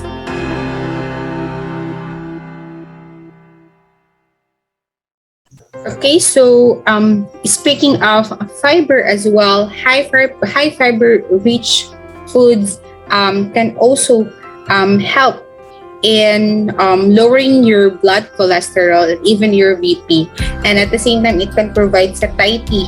So meaning to say, kung magkaon-kanin nga mga pagkaon, dili ka dali kutumon, and in fact dali ra ka magbusog. So it's a domino effect. It can also help regulate your body since it regulates your food intake as well. So that's it. So for the vegetables and fruits, so another recommendations or example of the servings of fruits and vegetables every day, we have one eat at least 4 to 5 servings of fruits and vegetables every day. So example of one serving is 1 medium-sized banana, 1 slice of papaya, or 1/2 cooked leafy vegetable. Each of these servings are considered as 1 serving. Okay, and in a day, at least na ay 4 to 5 servings. So kanita ng examples, tulo pa lang ni siya ka servings, no? So you need one more exchange or one more servings of fruits and vegetables in order to comply the nutrient needed in your body. Okay, the commandment 4 is consume fish, lean meat, poultry, egg, dried beans or nuts daily for growth and repair of body tissues. So what comes to your mind when what nutrient that will come to your mind when you say fish, lean meat, poultry, egg, and dried beans? So actually these are excellent sources of our protein. Okay, so protein is a nutrient needed by the human body for growth and maintenance, and at the same time, it aids in the formation of enzymes, hormones, and antibodies. So this is very essential, especially for the immune function in our body, given that protein helps in the formation it's actually a component in forming antibodies in our body. So other functions of it support the regulation and expression of DNA and RNA, move essential molecules around the body. Hormones, since this is also part of formulating hormones. Hormones help coordinate bodily functions, of course. It provides support to the body, support muscle and contraction and movement, and digestive enzymes help facilitate chemical reactions. So enzymes also dili siya mahimo kung wala ang protein. Okay, so improve the Filipino diet. So According also sa National Nutrition Survey that the estimated dietary intake of Filipino to in protein is deficient or inadequate. So fish, lean meat, poultry without skin, and dried beans are low in saturated fats. So in choosing protein, hindi dapat basta-basta mapili, no? But avoid fatty parts of the meat because saturated fats are linked to cardiovascular diseases or heart diseases. So that's it. So let's proceed to the commandment 5. Consume milk, milk products, and other calcium-rich food such as small fish and shellfish every day for healthy bones and teeth. So Nutrition Service indicates that Filipinos fail to meet dietary recommendation for calcium, and adequate consumption of calcium prevents osteoporosis. So what are the rules of function? It makes a skeleton dense and strong, essential for normal growth of skeleton and teeth, and regulates heartbeat and muscle contraction. So what are good sources of calcium? We have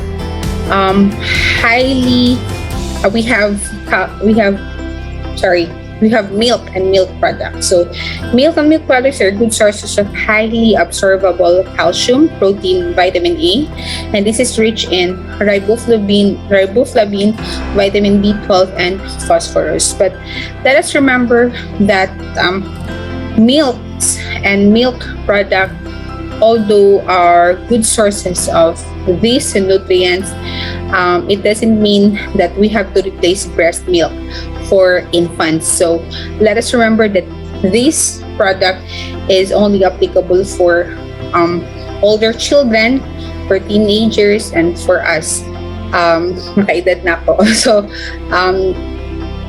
this does not mean that we have to replace breast milk, no? But breast milk is still the best food for infants. Okay, so other sources of milk, we also have fish, no? Small ones eaten with bones like bilis or sardines. Soybean curd, tokwa or tofu. We have also some seafood, small shrimps, green leafy vegetables, no? Are also sources of calcium like malunggay leaves, saluyot, alubati, and mustasa. Okay, consume seafoods and water to prevent diarrhea and other food and waterborne diseases. So why? Because unsafe food may lead to diarrhea, and diarrhea is one of the leading cause of child illnesses, and this is one of the leading cause of deaths among children 0 to 5 years old. In fact, there are 10,000 children die from diarrhea each year. This is because of contaminated food and water, no? And these are the usual source of infections such as cholera and other diarrheal diseases. So make sure to prepare, serve, and eat foods that are safe. So when we say food safety, according to WHO, FAO, all conditions and measures that are necessary during the production, processing, storage, distribution, and preparation of food to ensure that food is safe, sound, wholesome, and fit for human consumption. Okay, so speaking of that, what are some actions taken by the Food and Drug Administration? Okay, the DOH through the FDA continues to have assessment of good manufacturing practices and has it to check compliance. Okay, they also have continuous development of food standards, requiring manufacturers to include label warning regarding reaction to a certain ingredient. Okay, and issuance of cease and desist orders to violators. Okay, clean and safe foods. How can we attain this? Buy foods that are safe, purchase from reliable sources. Foods should be kept clean at all stages, from production to consumption, and practice food safety. Okay, preventing foodborne diseases, we have to do the following. Practice good personal hygiene, drink safe water, practice good housekeeping, clean and sanitized environment, practice pest control, handle food safely, and read food labels. So good food practices to minimize risk of contamination. Let us remember to wash vegetables and fruits before eating. Wash, rinse, and disinfect objects and surfaces every time before and after use. Keep cooked and raw foods separate, as it would prevent the harmful microbes from raw foods spreading to cooked foods. Use different chopping boards and utensils for cooked and raw foods to prevent cross-contamination. Food service workers should use gloves while preparing a meal, and try not to display or sell unwrapped food from the self-service counter, and frequently disinfect surfaces which came in contact with customers or workers, such as doorknobs, counters, and grocery carts. Okay, we are now in the Commandment 7.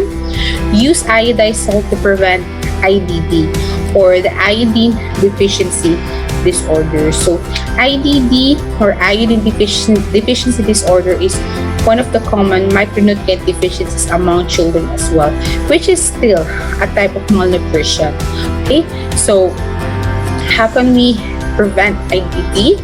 Eat iodine-rich foods such as seafoods and seaweed, or we can also use iodized salt, but let's limit the intake to 5 grams per day, and that is according to WHO recommendation. So although salt is very important, but let us also regulate in taking it, because this is a factor as well in having cardiovascular diseases or any other non-communicable diseases. Consume less than 5 grams of salt, or that's equivalent to 1 teaspoon per day, and use iodized salt. So you can check that the salt is iodized salt. You can look for the logo, no, wherein there is a logo, FDA logo, wherein you can check that the salt is iodized or enriched with iodine. Okay, limit intake of salty, fried, fatty, and sugar-rich foods to prevent cardiovascular diseases. Okay, so going back to the Commandment 7, now one fun way that you can know that the salt is iodized is if there is a Sangkap Pinoy seal, okay, or it's actually an a DOH logo, and nakabot na nga Sangkap Pinoy seal, and then iodine sa ubos. Okay, so moving on, the Commandment 8, limit intake of salty, fried, fatty, and sugar-rich foods to prevent cardiovascular diseases, of course. So the presence of underlying cardiovascular comorbidities in patients with COVID-19 is associated with high mortality. So COVID-19 can cause cardiovascular disorders, including myocardial injury, arrhythmias, acute coronary syndrome, and venous thromboembolism. So let us start preventing it by limiting salt intake, what else? Fried foods, fatty foods, and even those sugar-rich foods. So sugar-rich food is particularly the simple sugars. Okay, simple sugars actually disables the functions of antibodies in our body. So definitely, instead of our antibodies to protect us against from illnesses, its function may be compromised, okay, by the presence of this simple sugar. So let us limit the intake of these foods. So in choosing sugar, sugar sources, it would be better if we get it coming from the complex forms of carbohydrates. Okay? Alright, commandment 9, attain normal body weight through proper diet and moderate physical activity to maintain good health and help prevent obesity. So, why?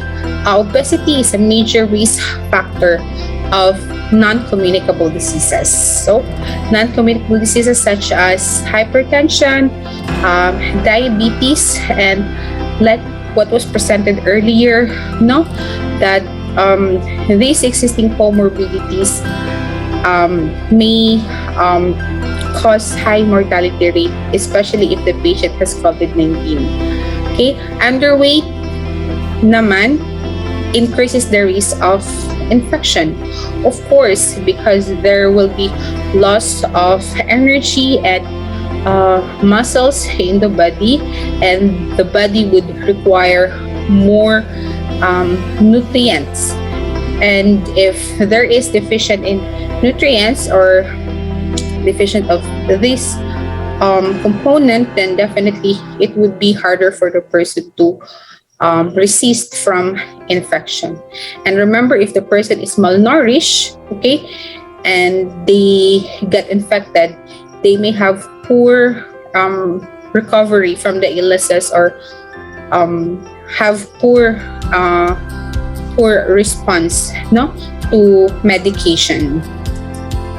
Okay, last but not the least, be physically active, make healthy food choices, manage stress, avoid alcoholic beverage, and do not smoke to help prevent lifestyle-related non-communicable diseases as the commandment 10. So that is very self-explanatory, but let us, of course, this is, kumbaga, most of our adult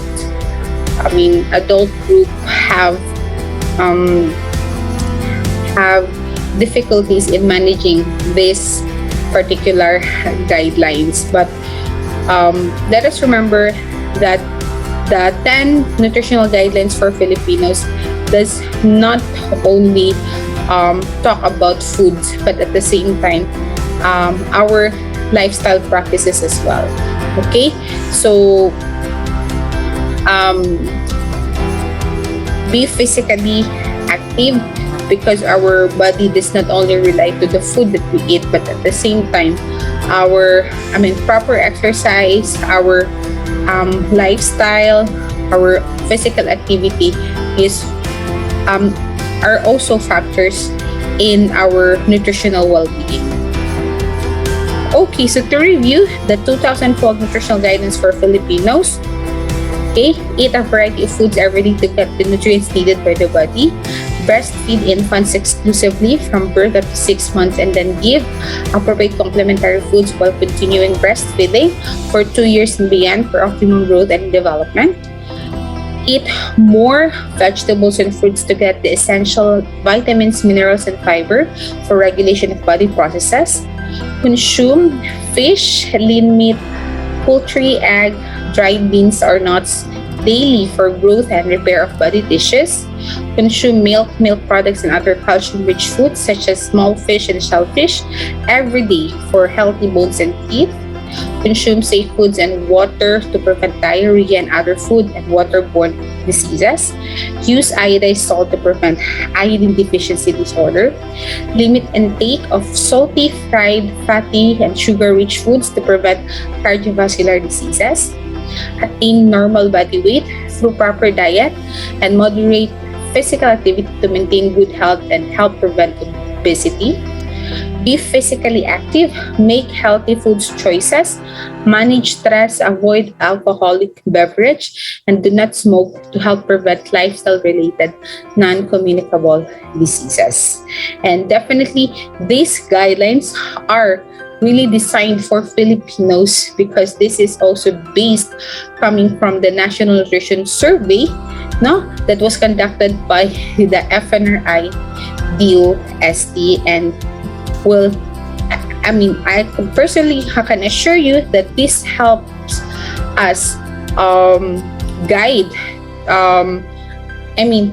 This helps us in ensuring the food that we eat are healthy and can boost our immune system so that our body is in proper state to fight against COVID-19 infection.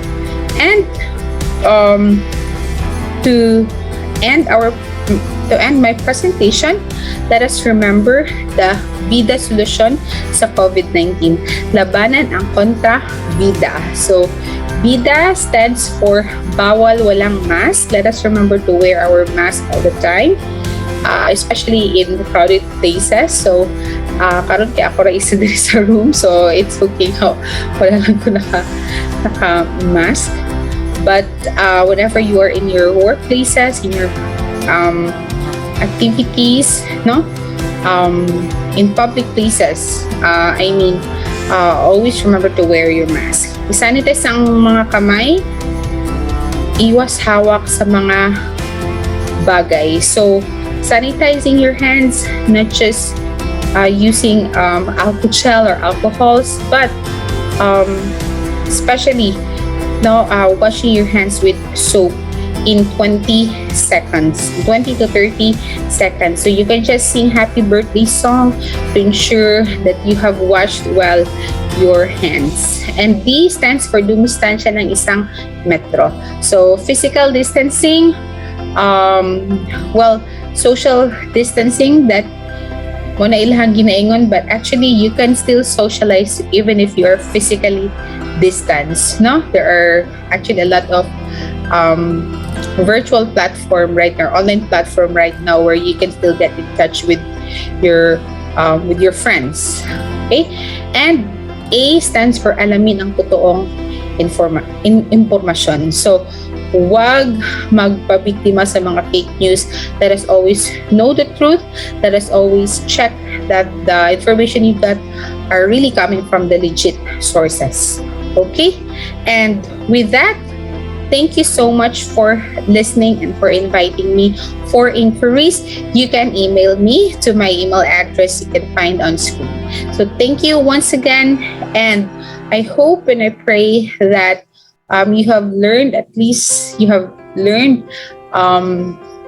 something from the presentation, and that you will have an idea on how to choose a healthy habit, and at the same time to strengthen or boost your immune system as an immune response on COVID-19. Thank you so much, and have a wonderful day.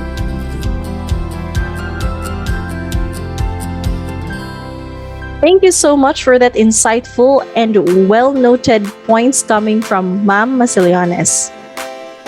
At this juncture, let us hear now the 10 common vegetables that we see and eat at home, and what great benefits does this have to our body. Of course, Ms. Masilianes already discussed about eating the right food and the balanced diet. This time, let's talk about the 10 common vegetables that we see at home and its great benefits to us. Let us hear the words. As your host, I'll be discussing it to you.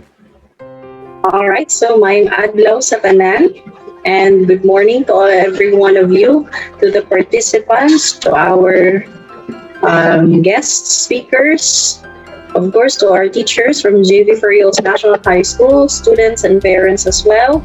Good morning and good day. So today, I will be your guest speaker. I am April D. Mahomok, Teacher 1 of Jvfnhs National High School, Science teacher also in grade 7 and 9.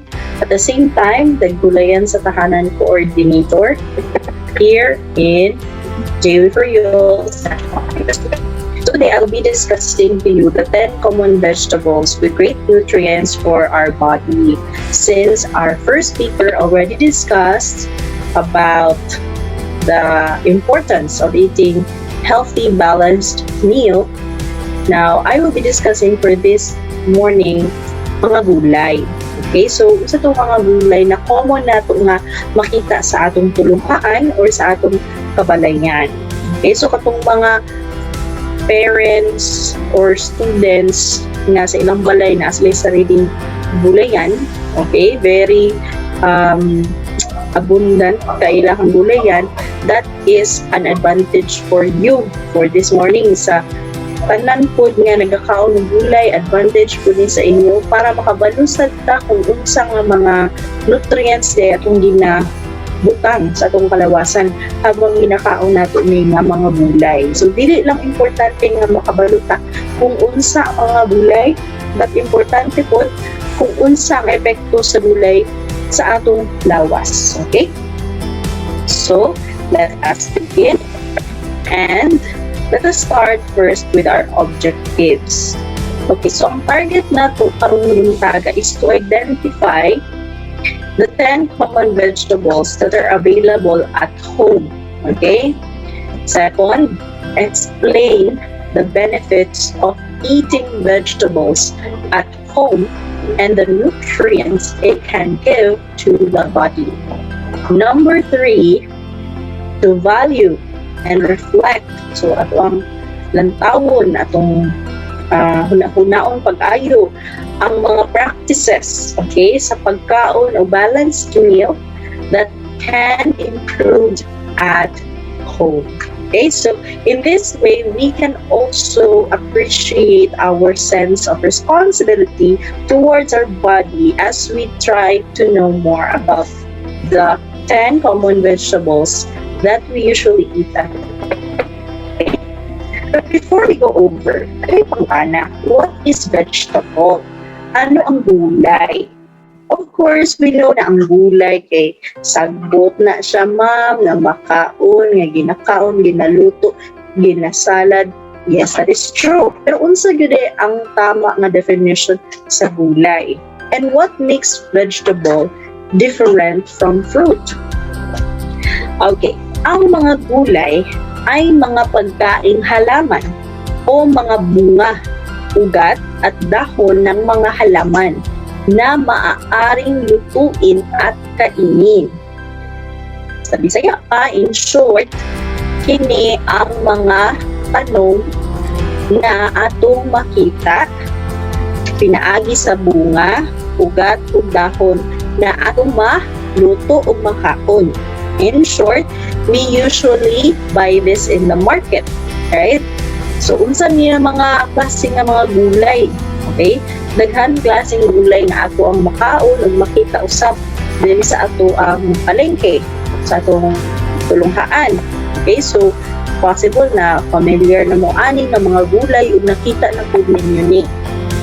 So, let's start first. What did Thomas Edison say?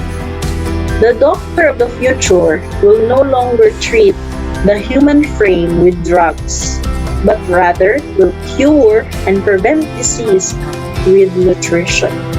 In short, there is no cure for a disease like cancer, right? However, the doctor of the future, pang nantawag mo na to na siya sa itong ugma, ang mga doktor daw, they will not prescribe drugs anymore, but they will prescribe proper nutrition, proper balanced meal and diet. And that is where you get it from eating vegetables and fruits. Okay? So, hindi ay nang problema mo sa pagkaon ng gulay. Wala may problema actually. Kinahanglan lang natin masabtan kung ano ta nagkapag-gulay, kung ano kinahanglan dyan yung paon ng gulay. Eh syempre, ginaingon yun nila, ang kumakain ng gulay ay humahaba ang buhay. Okay? So kung gusto yun pa mahaba itong kinabuhi, or dili man food nga, ingon nga, taas jud kayo kay wala man gyud manatili diri sa earth forever, but we will make the most out of our lives by eating the right meal because we feel happy and healthy at the same time. So importante nga ang atong lawas na ay enough na nutrition or sustansya para atong mabuhat ang mga buhaton natin sa balay kung atong mabuhat ang atong mga modules nga dili ta maglibog-libog kung taas pa atong mga bright. Okay, so we have in here the categories of vegetables. Okay, so there are 6 categories sa gulay. Dili man ta pwede mo na sagbot gulay na. There are different kinds of vegetables as well as with fruits, diba? So this time, let us categorize the different kinds of vegetables. Number 1, flower vegetable. Pag maningon ka flower vegetable, these are vegetables that shape like a flower. Example of these vegetables are broccoli, cauliflower. If you're familiar of them or you have seen them, diba mura sila bulak ang shape? So they are called flower vegetable. Next, fruits and tubers. These vegetables are the common vegetable that we buy in the market. So kani ang mga vegetable nga starchy roots, tubers, rhizomes, corns, and stems underground nagatubo sila. So these are carrots, diba? Patatas, gabi, and so many more. Stems and shoots. Okay. Stems and shoots are the kinds of vegetables na complex ang network of various structures like branches, leaves, bud, flowers, and fruits attached. So kanina mga gulay ang mga vines.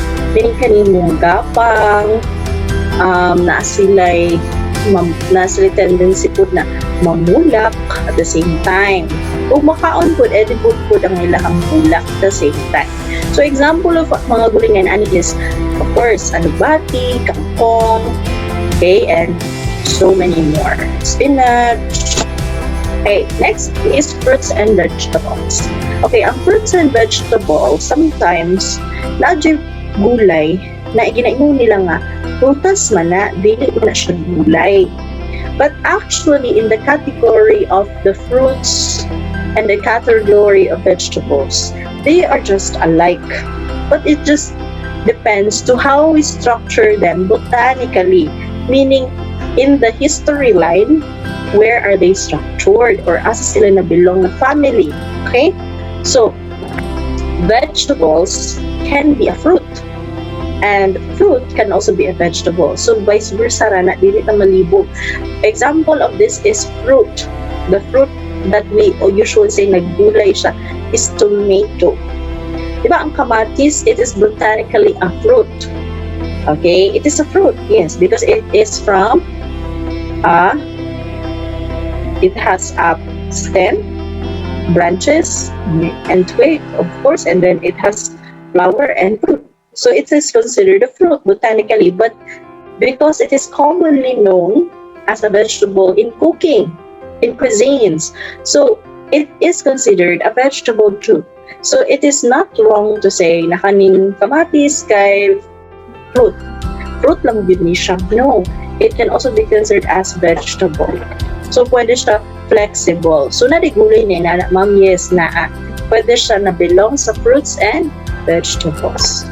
Next is leafy vegetables. Leafy vegetables are also called as pot herbs or mga greens, diba? Usually ginatawag natin greens or leafy greens, okay?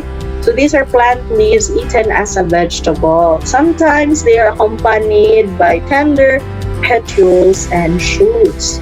Kung yan sa ng petioles and shoots ka ng tiny branch-like niya, kasi maragagmay na branches, that's petioles and shoots. So, kanina mga gulay, example, yung ginasalad di sila, ginakauban sila, o di sila ginaluto, ginablanch lang sila, ginahugasan. Okay, example of leafy vegetables that are considered are, of course, lettuce, okay, and we have also the repolyo or the cabbage, and the petchay. Okay, so daghan sa leafy vegetables. Next is the seeds and legumes. Seeds and legumes are the common kinds of vegetables that we can see. Di ba tapo niya sa bahay kubo? Do not be confused when you see peanuts.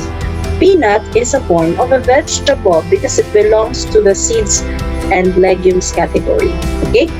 So, dili lang peanuts, pati po mango, di ba? Tapos itong green beans, itong nasa pod, sa string beans, di ba? Seeds and legumes kaya po siya. Of course, also, katong kanyang black beans, okay, seeds and legumes kaya po na siya. Okay? So, those are the 6 categories for vegetables. Now, let's go to the first vegetable. And our first vegetable is coming from the flower vegetable category. We have the cauliflower, scientific name, Brassica oleracea, L. variety, botrytis. Okay? So, this kind of vegetable is very common. Okay? Common siya. It is because na kanina vegetable is cruciferous vegetable, which is naturally high in fiber and B vitamins. Okay, so unsa ibig sabihin ana? Meaning it provides antioxidants, okay, and phytonutrients.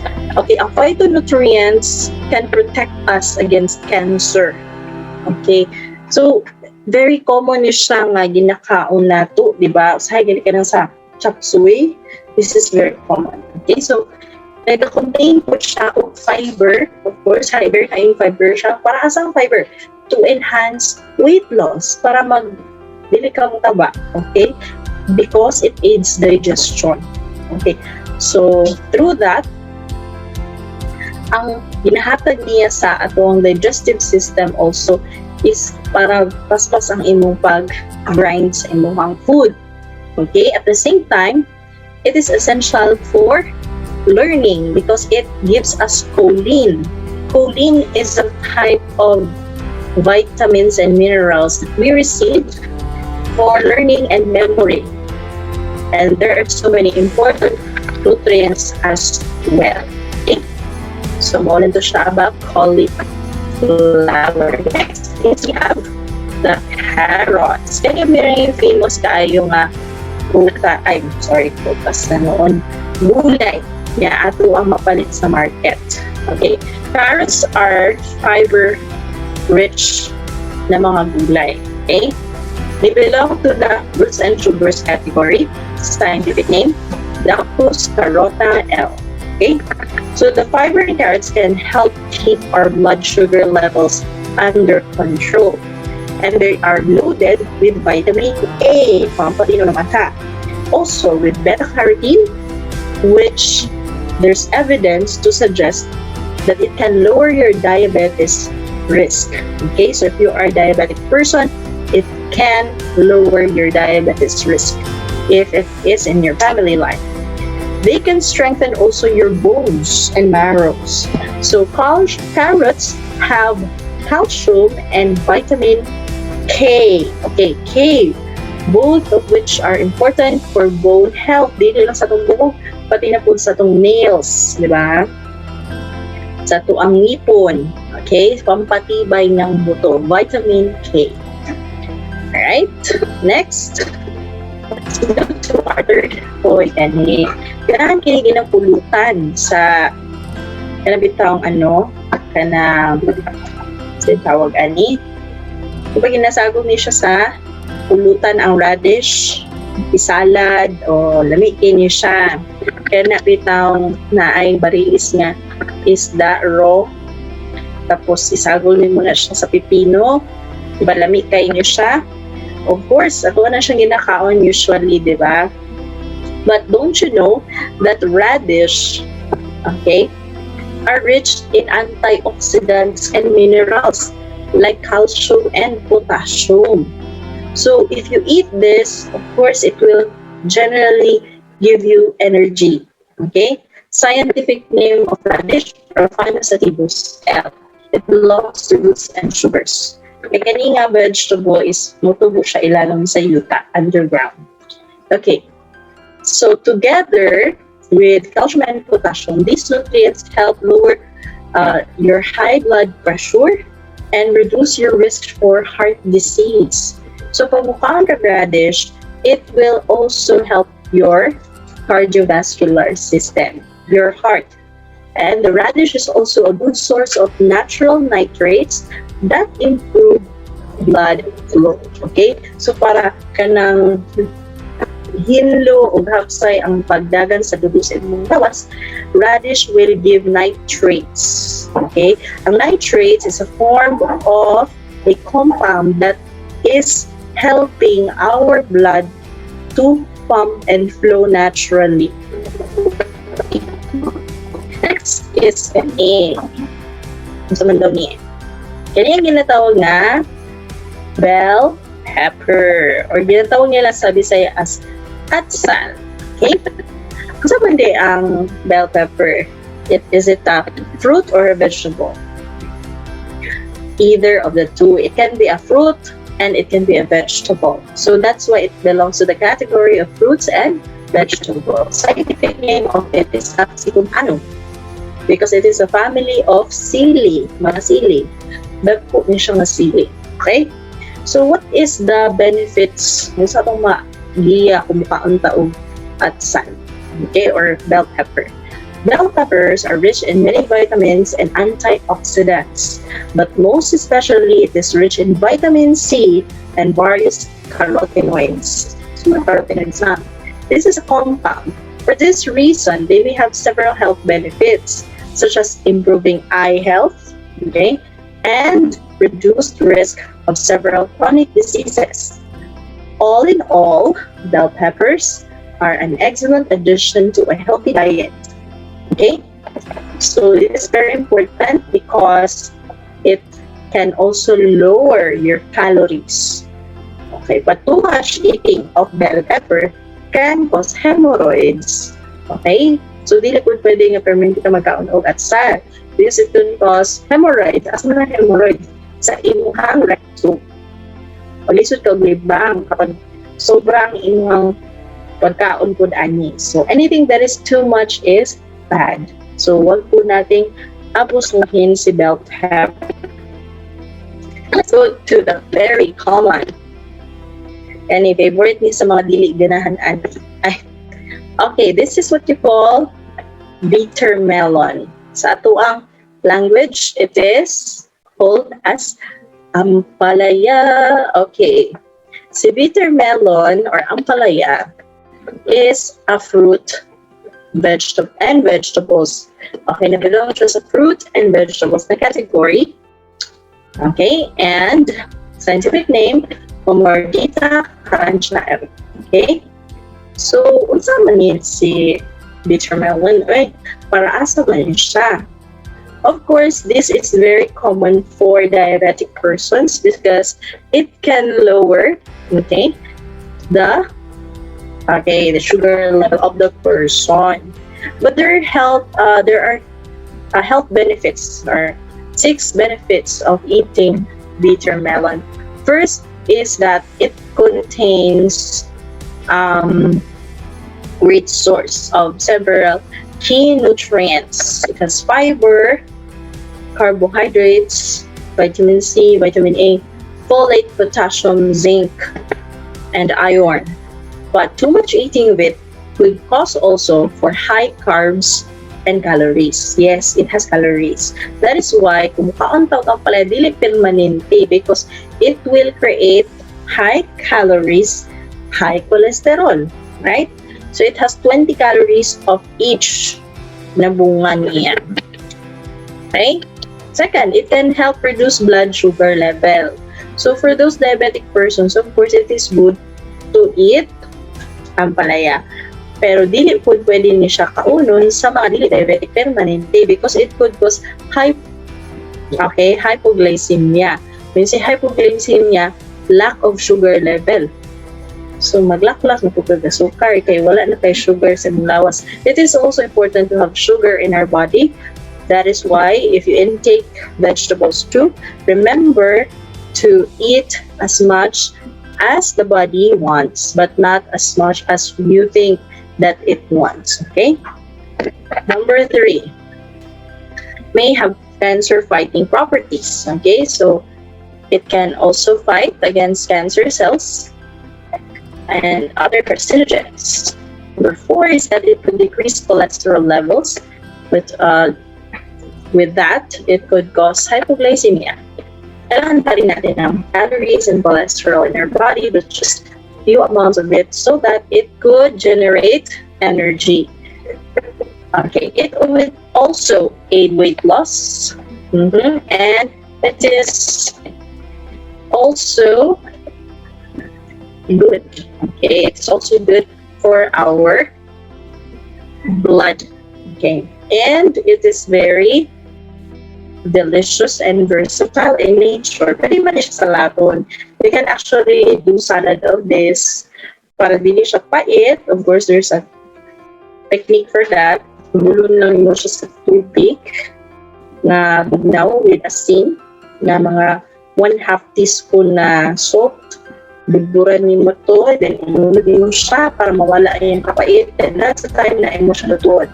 When you cook this one, ayaw siya i-overcook as what experts say because magawas ang kapait kapag overcook siya. Okay? Next is, alright, kani pinakaboborito ni sa tanan. Awit lang, ganahan ba ang tanan dyan ani, but for some that I know also, and most of the people I encountered, they like tomatoes. Okay, tomatoes or kamatis. They belong to fruits and vegetables. Scientific name like persicon and luncheon fillet. Okay, so ang kamatis ang pinaka-importante daw na gulay. So, miski asa kang magluto, magpasabaw man, mapagisa, importante siya because it will create also sweet effect to your cooking or to your dish. So tomatoes are the major dietary source of the antioxidant lycopene, which is good for the heart, which has been linked to many health benefits, including reduced risk of heart disease and cancer. Okay, so they are also a great source of vitamin C, potassium, folate, and vitamin K. Pampalino ng mata, pampalino ng isip, pampa-strengthen ng buto, at kasuka-suka. So that is the role of tomatoes. Next is cabbage. Okay, pampito na to, no? So si cabbage, actually, pag sinabi mo cabbage, dalawa yan. It can be repolyo or pechay. So it can be in English, cabbage, kasi isa lang yung klase ng cabbage. Here in the Philippines, we are a tropical country. We have different kinds of cabbages. May repolyo na circular lang, at may Chinese pechay tayo. Meron ding pechay na iba't ibang klase. May pechay din na local na pechay, yung Philippine pechay and Chinese pechay. Okay? So, pinagkaiba nun. Basta pechay siya. Okay? But the nutrients that we have are still the same. Okay? Ano bang meron nito? Okay. Cabbage, repolyo, or pechay are leafy vegetables category. Scientific name, Brassica olenacea for repolyo. And for pechay, we have Brassica rapa. Okay, so what is the benefit of eating cabbage? Ano nga ba ang benepisyo sa pagkain ng cabbage? Okay, first, of course, it is packed with nutrients.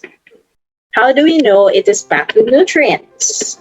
Dahil si cabbage ay may protein, rich in fiber, rich in vitamin K. It has also calories, vitamin C, folate, manganese, vitamin B6, calcium, potassium, and magnesium. Okay, so it has small amounts also of micronutrients, including vitamin A, iron, and riboflavin. But it is very rich in vitamin B6 and folate. It has also antioxidants to protect the body from damage caused by free radicals. Okay. It may help keep inflammation in check. So in short, it is anti-inflammatory. Okay, this kind of acute inflammation is a normal response to an injury or infection.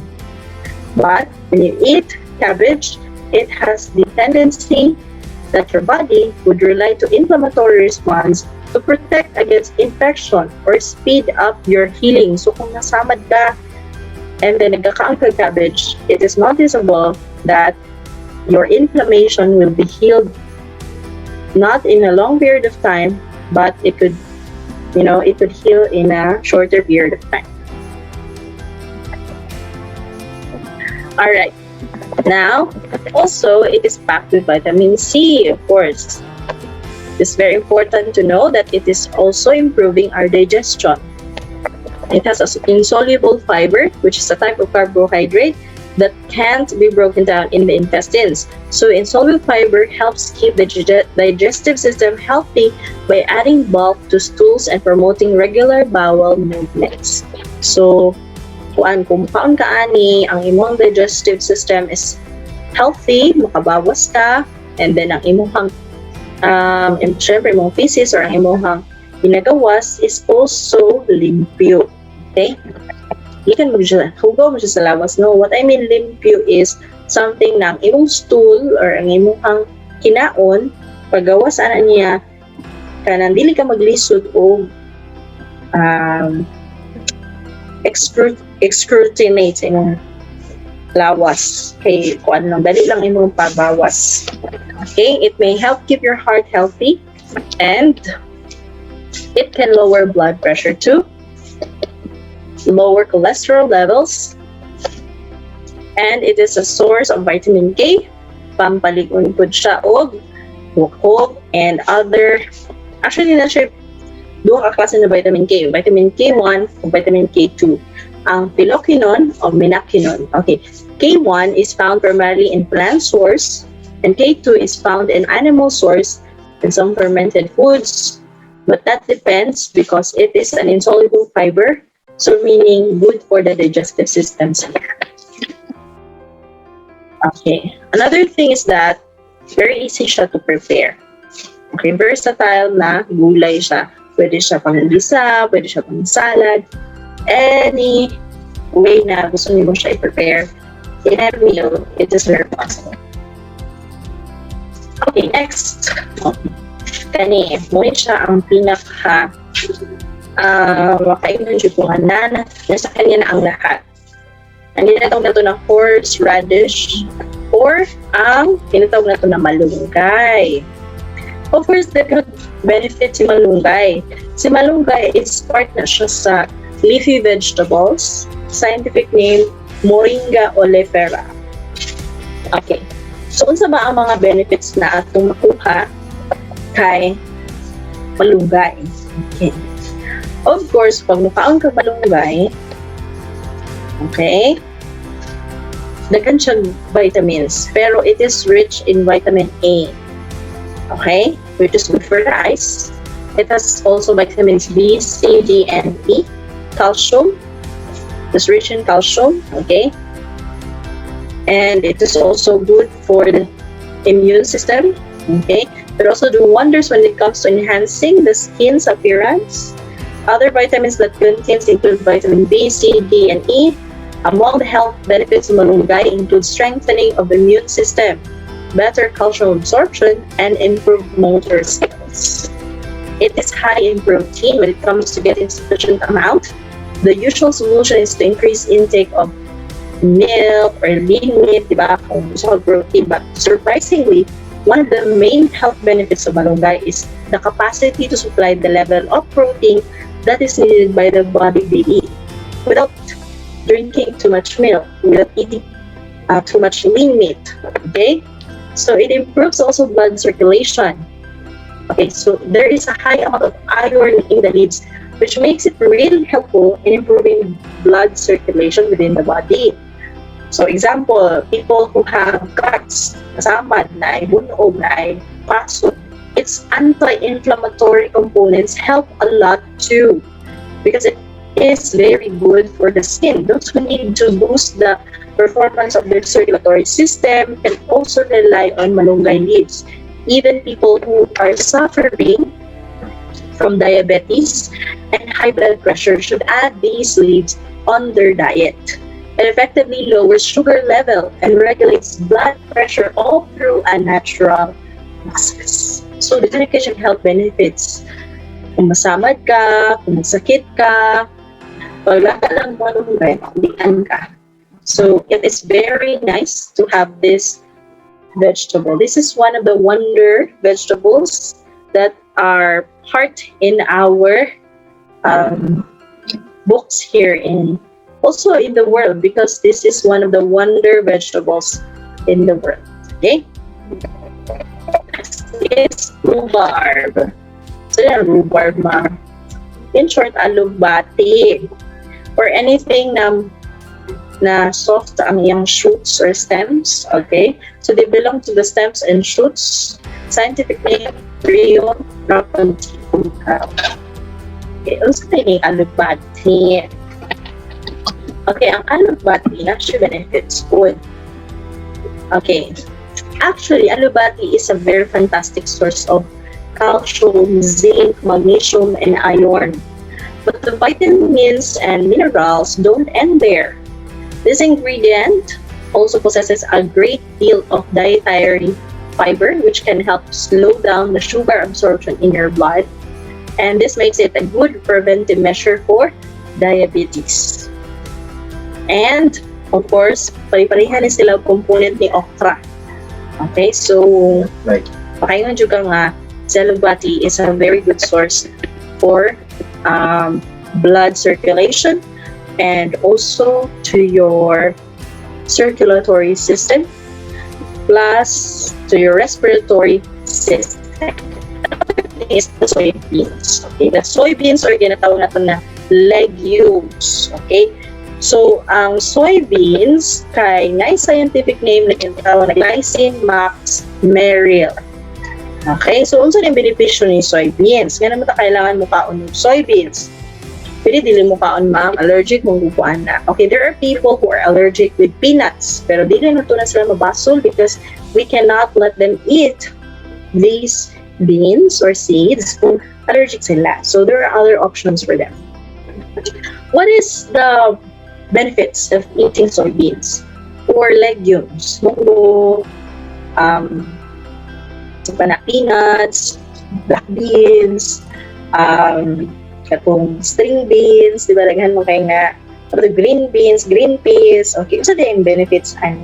Okay, the benefits of eating seeds or beans is that it is high in fiber for good digestion, high in protein for muscles, low in saturated fat, good for your cardiovascular, cholesterol-free, good for your circulatory system, lactose-free, good for your digestive system as well, a good source of omega-3 fatty acids, which is good for the heart, and a source of antioxidants fighting against cancer cells, and high in phytoestrogens. So this is very good in your body. Okay? So, ano sila maka-breakdown, magkaulog. Yes, it is true. Because if there is a proper circulation of your blood in your body, it will also affect your brain at the same time. That's why it is good to eat peanuts while eating or reading or nag-study ka. That's fine because it will naturally help you in your blood circulation and the transfer of knowledge through your brain. Okay? So, since that is all from the 10 common vegetables that we can have at home, the question is, why is it important to eat vegetables? Of course, there are different reasons for us eating vegetables. Ingon manggod si mama, kuan manggod ma'am kanang kinanglan jud mi mukhaon ng vegetables or gulay kay kung dili daw daghan na bata mo. True. Pero dili ko sila mabusog kung mukhaon ka, tama? The thing is, we eat vegetables for our health reasons. It's not because of the fact na daghang bata na gutom. That is true, daghang bata na gutom, but that is not only the reason why. The main reason is that for our body. Okay? Para sa atong kalawasan. Okay? So in here, we have in here a pyramid with different colors. So this different colored foods provide different nutrients. Okay, so in short, pag makita mo gulay, just remember the color. If you see your red vegetables and fruits, that means that contains antioxidants. It is good in fighting cancer cells or free radicals. Next is yellow and orange na mga gulay produces vitamins A. Green vegetables and fruits contain many vitamins and minerals, including folic acid. It's good for your immune system, your brain, your circulatory, your respiratory, all body systems. Okay? Blue and purple na vegetables are anti-inflammatory nutrients, meaning they are good if you have mga sama, mga bruises, mga maiyang mahil ang imong panit, and promote healthy brain and memory. Just remember that. Okay, so these are some of the examples: the red vegetables and fruits, green vegetables and fruits, spinach, kiwi, cucumber, pechay. These are red with bell pepper, strawberry, apple, the red cabbage, of course, kanang red cabbage, turnip, kamatis, okay? Yellow and orange fruits and vegetables, okay? So kalabasa, of course, the benefit of kalabasa is good for the eye. Long for the purple, okay? Lettuce, grapes, naigabi food na color purple, diba? Nasagol, ganyan na sa binignit. Okay. So that is very important for health. Okay. So before I end the session, always remember what Bubbly Flay said. Go vegetable heavy. Reverse the psychology of your plate by making the side dish and vegetables as the main course.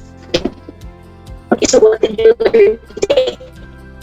Okay, just remember that you are going to name vegetables at home, and then just send a picture while having this live. So, ano yung mga gulay na naroon sa inyong mga kabahayan? So, i-comment down nyo na sa baba with picture nyo at lagyan nyo ng hashtag. Pwede kayong pumili na kahit ng hashtag dito. Hashtag for cancer, hashtag help sa diwa, hashtag anti-oxidant, and so many more. Okay, i-hashtag nyo yan at i-comment down below with your picture with yung gulay na meron kayo sa inyong bahay. Okay? And then, of course, this is a very important lesson for you to bring. Nabaunin ninyo as we end this session. You have two homes, okay? The earth and your body. So you have to take care of them. And always remember, walk your talk.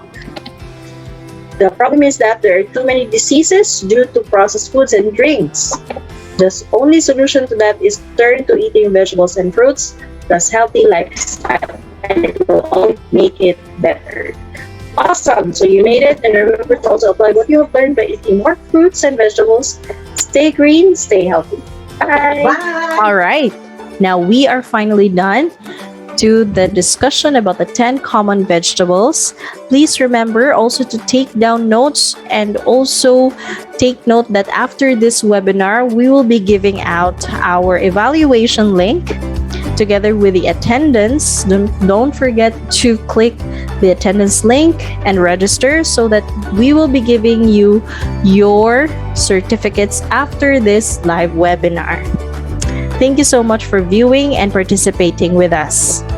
At this time, we are going now to present our preparation of a food or a meal that is healthy. Do you have any idea how to prepare a vegetable salad? Don't worry, because our next guest speaker will help us to make our vegetable salad at home. Help me welcome our senior high school teacher from Jvfnhs National High School, Ma'am Ami P. Herbas. A round of applause for her. Okay, good morning to all. Welcome to our Gulayan sa Tahanan. Okay, today we are going to prepare our quick and easy lettuce salad. So, we are going to harvest our lettuce from our backyard garden.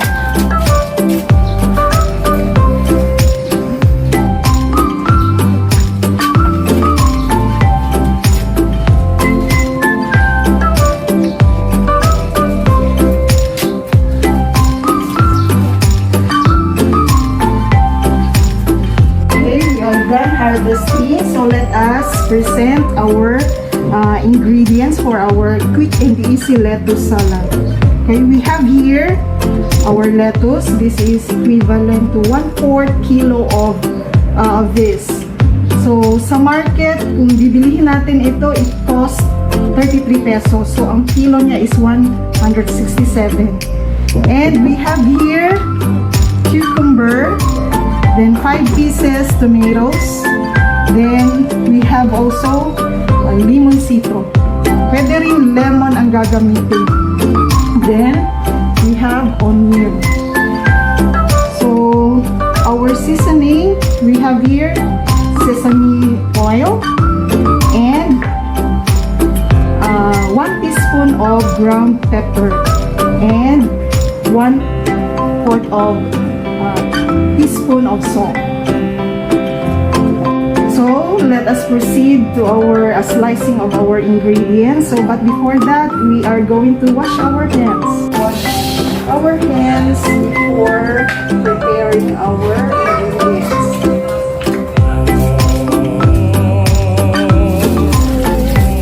Wash it thoroughly.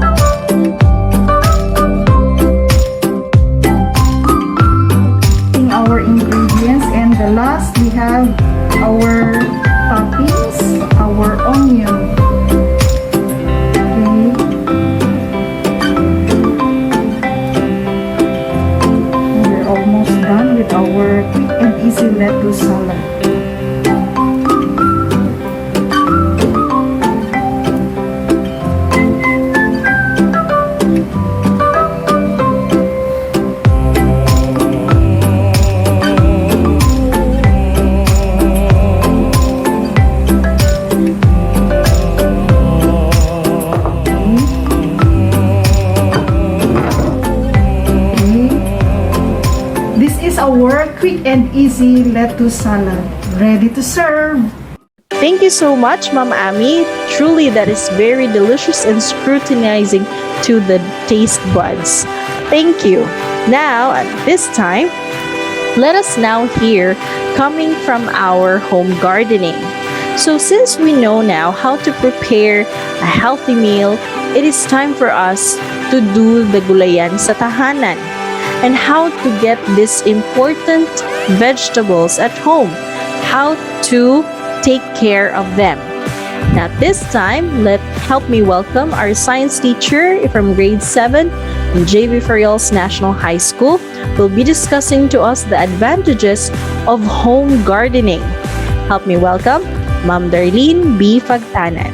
A round of applause for her.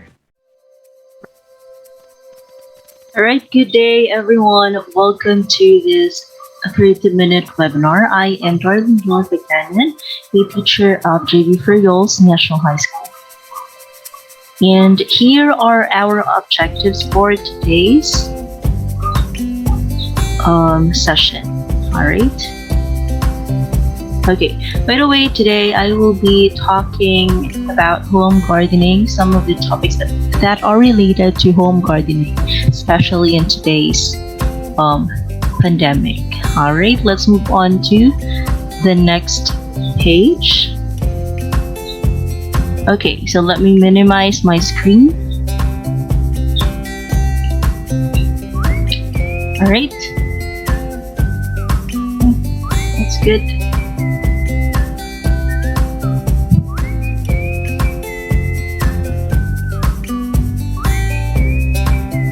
All right, so let me present our objectives for today's webinar.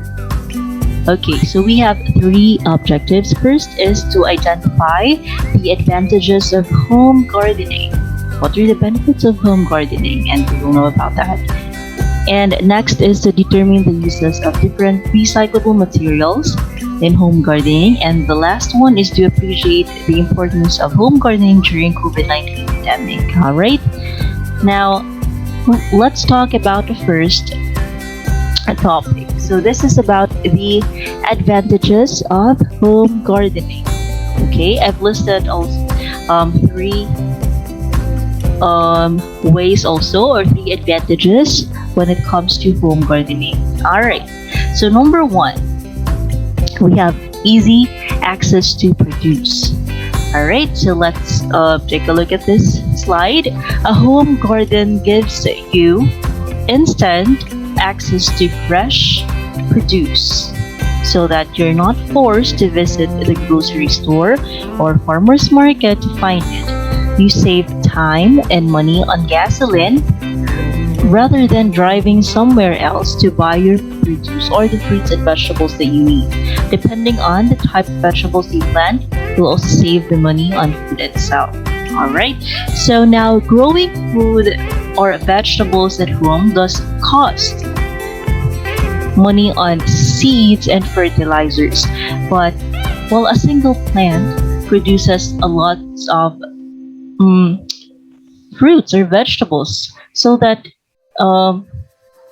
it's easy for you. It is more convenient to save money if you grow food on your own. So that is the first advantage. Number 2, control over inputs. Growing your food gives you complete control over the chemicals and products used during the growing process. Organic produce typically costs more at the grocery store, but you can grow your own organic fruits and vegetables at home by skipping the chemical fertilizers and pesticides. Alright, so home garden allows you to pick the produced or the fruits and vegetables when it's right on, or when it is already on the right time. So the fruits as compared to with the stores, it is often harvested before it is fully ripe, and thus it affects the quality of the vegetables or the fruits. Okay, so we can say that home gardening is more superior than those we buy on stores and markets. All right, number 3. This is our third and last advantage for this webinar. Okay, this is very important. Less environmental impact. A garden provides opportunity to make a positive environmental impact. Okay, a compost pile allows you to recycle certain kitchen and yard waste products into nutrient-rich additive for the garden. This reduces the waste you produce and provide natural fertilizer for your plants. Okay, now the importance of gardening at home extends beyond human health. It extends beyond human healthcare and diets. Well, for homeowners, planting a garden provides a great enjoyment because just like watching your garden grow from bare ground to reproduce beautiful plants offers a sense of satisfaction. And for some gardeners, they find the activity relaxing and stress relieving. Okay, and for overall mental health benefits, caring for plants give the entire family a chance to work together. Okay, so we can also work with our neighbors and we can gain social interaction during which also offers modern outdoor exercise, a form of modern or moderate outdoor exercise. All right, now to give you another idea about the advantages of home gardening, I want you to watch a short documentary. Okay, so this is about the importance and usefulness of home gardening. Okay, and this is located, or this video was shot at Nepal. Okay, let's watch now.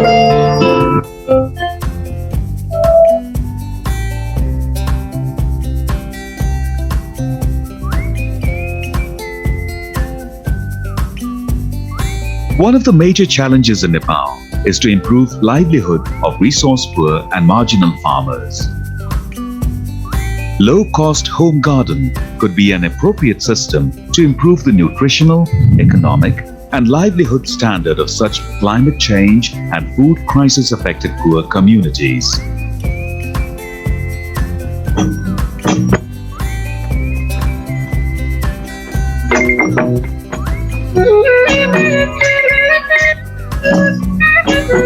Home garden is the area around homestead where different types of plants and animals are conserved and managed in an organized way to fulfill daily livelihood requirement of a family.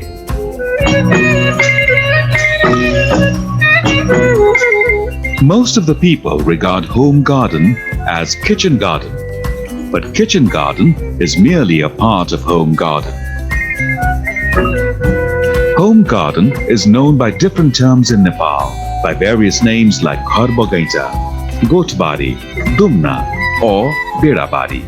घर बगैँचा भनेको आफ्नो घरको बाउन्डरी भित्र आफूलाई चाहिने किसिमले सबैलाई व्यवस्थित बगैँचाको रूपमा परिचालित गर्ने प्रक्रियालाई घर बगैँचा भनिन्छ, जसमा आफूलाई चाहिने जडीबुटीहरू तरकारी.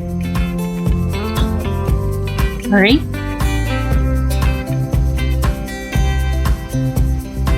Okay, so let's cut the video at that point, at this point rather.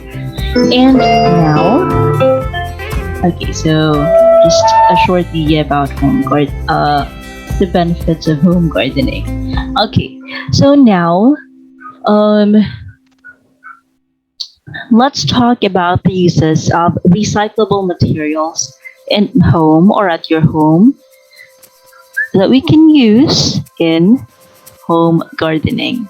Okay, so if you have been gardening for like months or years, you probably have a working pile of food crops and other compostable materials. And this is the best way to recycle your own garden because it gives back to the earth and creates food for growing plants. So that's it.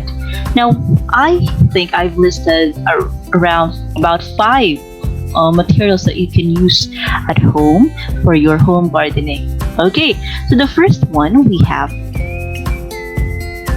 paper cups. If you Alright, paper cups. Okay, you don't need fancy pots to start your little seedlings. If you take a look around your home, you might just find a dozen different options for starting your seeds. And one great way that actually holds up for a while is paper cups. Okay, so make sure that your paper cups are unwaxed so they can compost better. All you have to do is to poke a small hole at the bottom for drainage, and then if they're good to go. After that, they are good to go. And if you don't keep paper cups at your home, you can check some of it from your local coffee shop or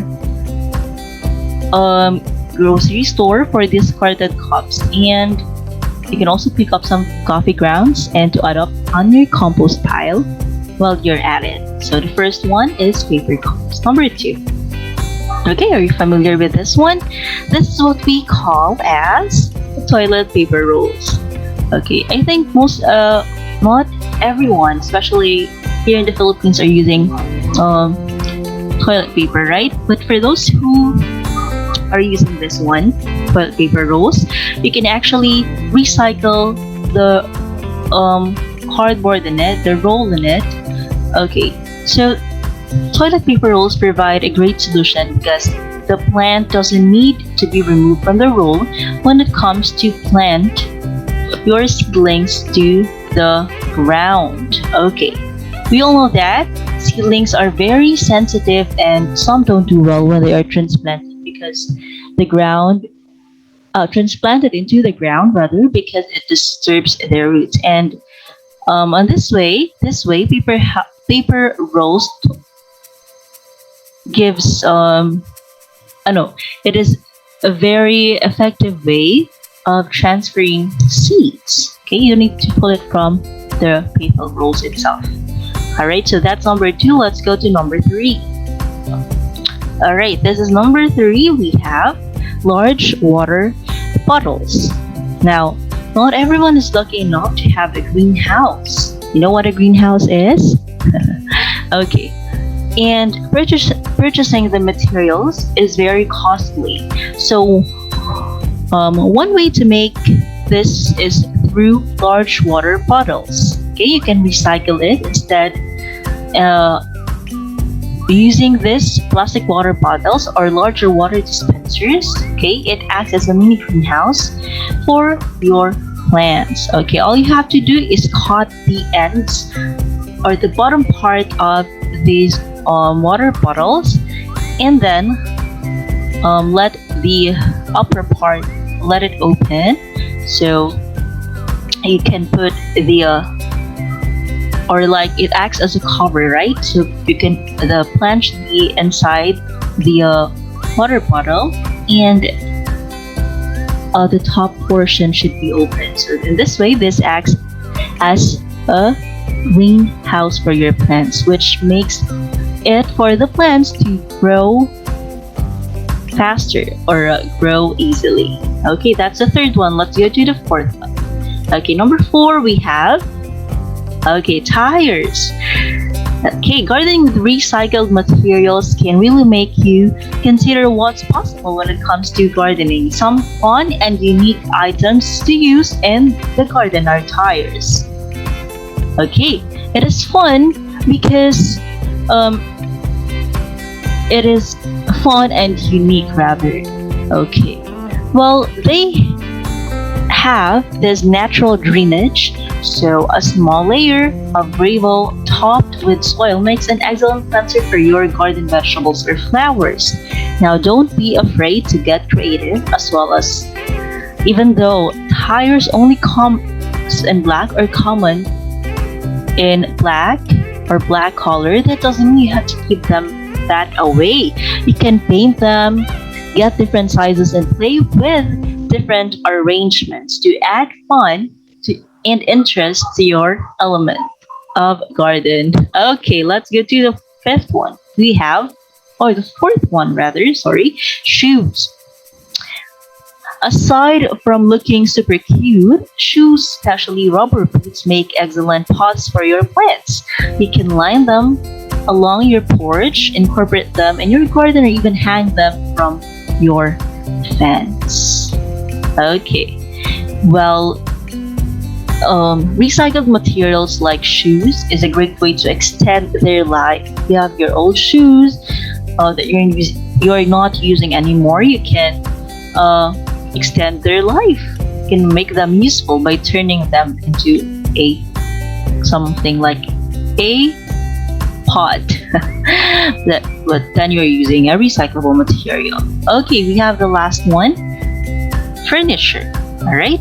An old dresser can be used as a creative alternative to a traditional planter, or a ladder can be reused as a decorative piece that holds pots, just like what we can see in the picture.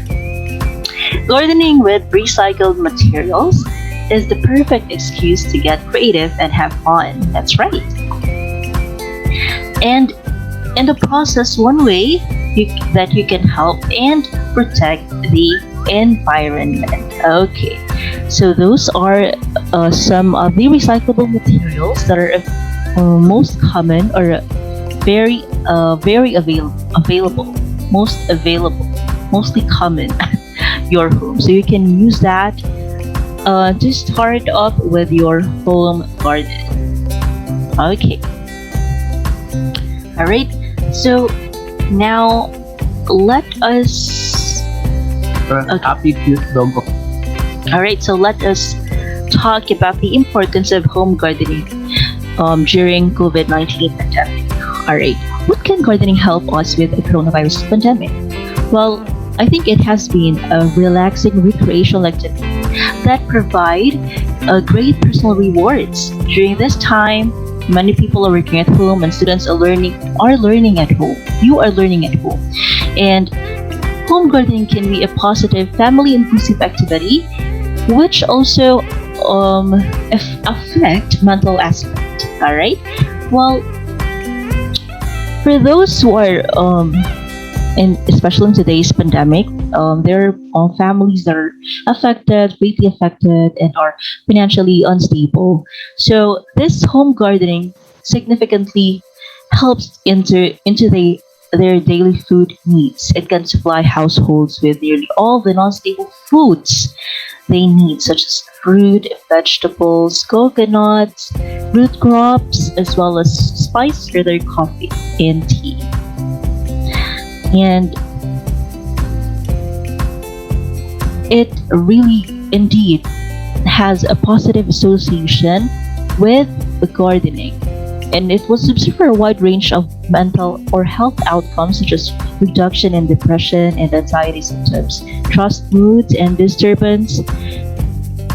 Okay, so that means it increases the quality of life and a sense of community, and physical activity, and many more. Okay, so you can start your very own home garden at home, even in a very little space. Okay, so if you want to know more about ways and how to start your garden, you can search videos on YouTube. There are a lot of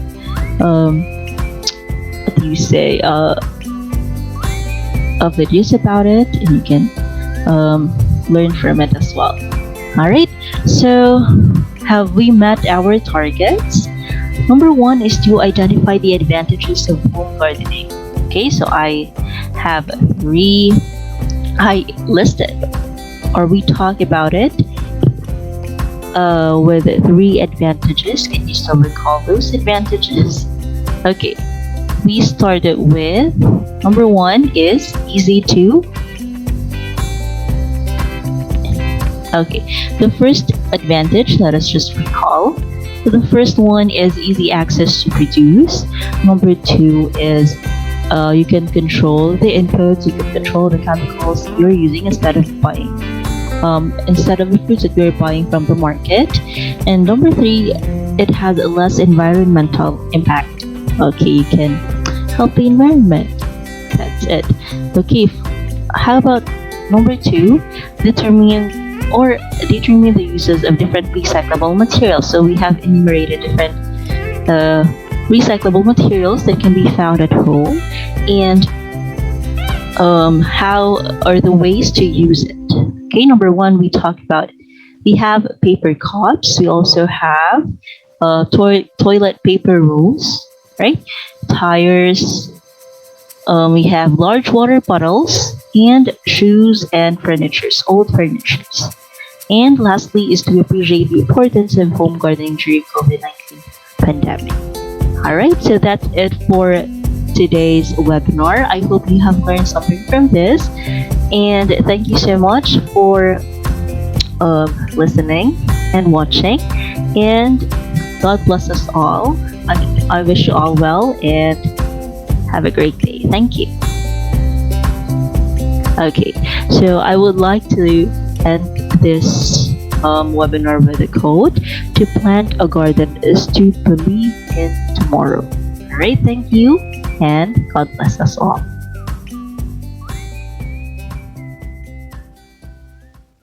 Thank you, Ma'am Darlene. Truly, it is important to take advantage of the current situation right now and do home gardening, because in that way, we will also be conserving our resources and, of course, taking good care of our body at the same time.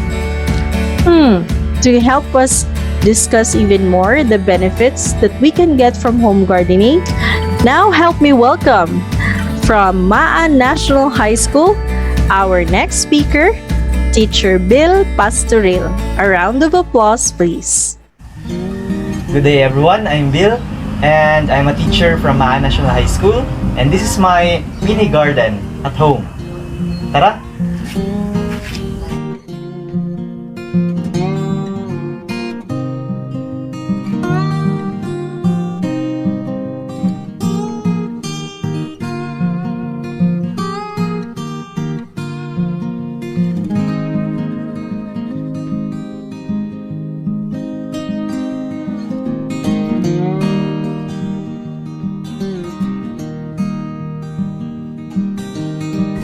Alright, we started this mini garden last May 2021, just this year. So wala kami kalingawan during that time. So we decided nga magbuhat og mini garden. We watched several YouTube videos about hydroponics, so mo to amo ang gi-apply diri karon. So we just harvested twice. First and second batch, we planted lettuce. So actually, lettuce talaga nandito. But since we just harvested them last week, so medyo naubos na. Yung natira na lang ay yung maliliit. Okay? So, but we planted also an alternative. Ito yung mga petchay. So, this is hydroponically grown still. So, ayan. Kita nyo naman, no? We started planting by sowing seeds. So yan yung mga seeds namin, seedlings.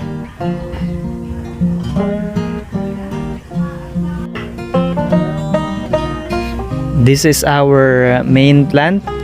So again, actually, we just sold the second batch of our lettuce. So ito na lang yung natira. And for alternative, we are planting petchay while waiting for the seedlings.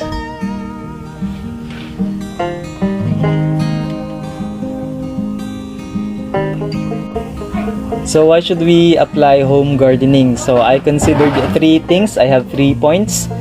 First is that you can save your time, your effort, and your money. So instead of buying vegetables in the market, so diri na lang sa mo ang garden. So whenever we need to cook vegetables, magkuha lang mi diri and then lutuan na mo. Next, your time. So instead nga madto ka dito sa market, mas dali na lang, mas convenient ug mas dali na lang. Dili na kakailangan mo pila dito sa market. And as well as makasave po ka sa imong money because you are growing your own plants, so you don't need to pay for them. it has been my passion, so it's exciting and relaxing, planting as well as seeing your plants grow, so it's fulfilling on my part. And lastly, it's a sort of exercise since kailangan mo maglihok, mag-move, and then mag-maintain sa imong mga plants. So, panington jud ka, but it's a good thing because maka-exercise ka as well as you are living in a healthy lifestyle. Diba? You are growing your plants and eating them, so healthy kayo siya on your part.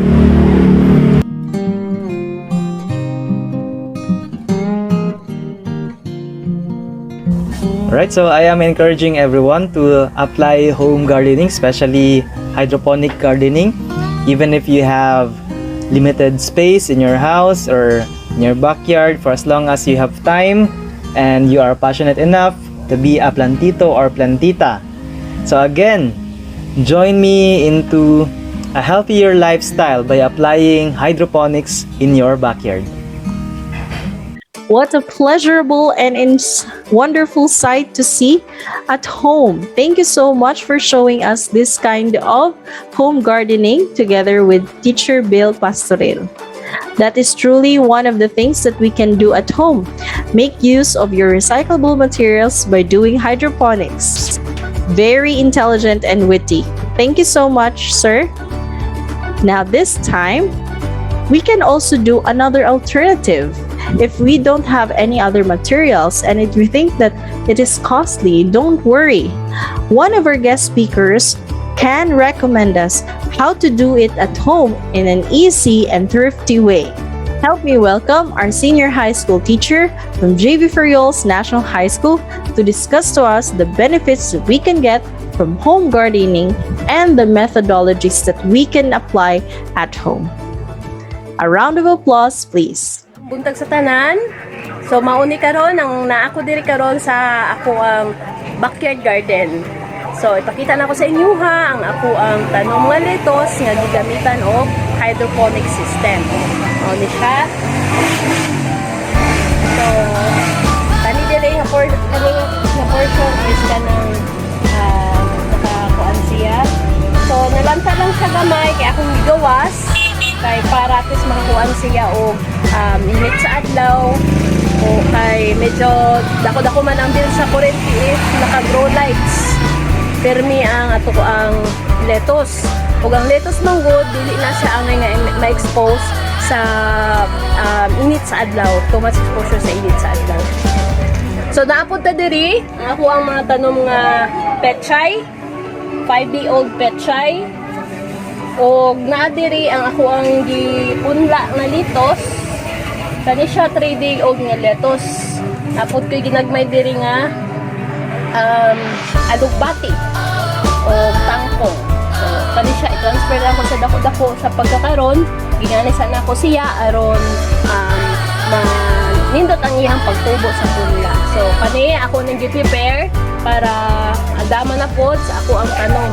So ang atong lettuce mga katanim dili jud na siya ang nga i-expose sa init sa adlaw kay dili na siya ganahan og init kaayo.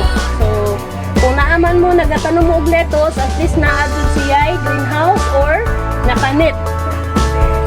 So ang ato ang backyard na ako'y tanom ko diri nga kalamunggay og na ako'y kapayas. Pakita. Sorry. Hinog na itong mga kapayas, pwede na pupuon.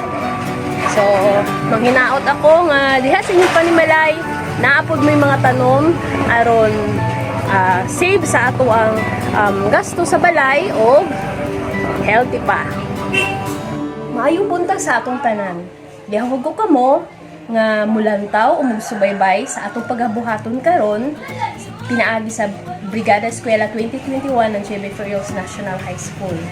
Ako si Miriam Piscoche, magtutudlo ng Jvfnhs National High School. Karon, nangandoy kita na magkaroon ng maayong panglawas. Isa ka factor ni ini mao aton karon. Ang atong pagabuhaton karon, naguluyan sa tahanan.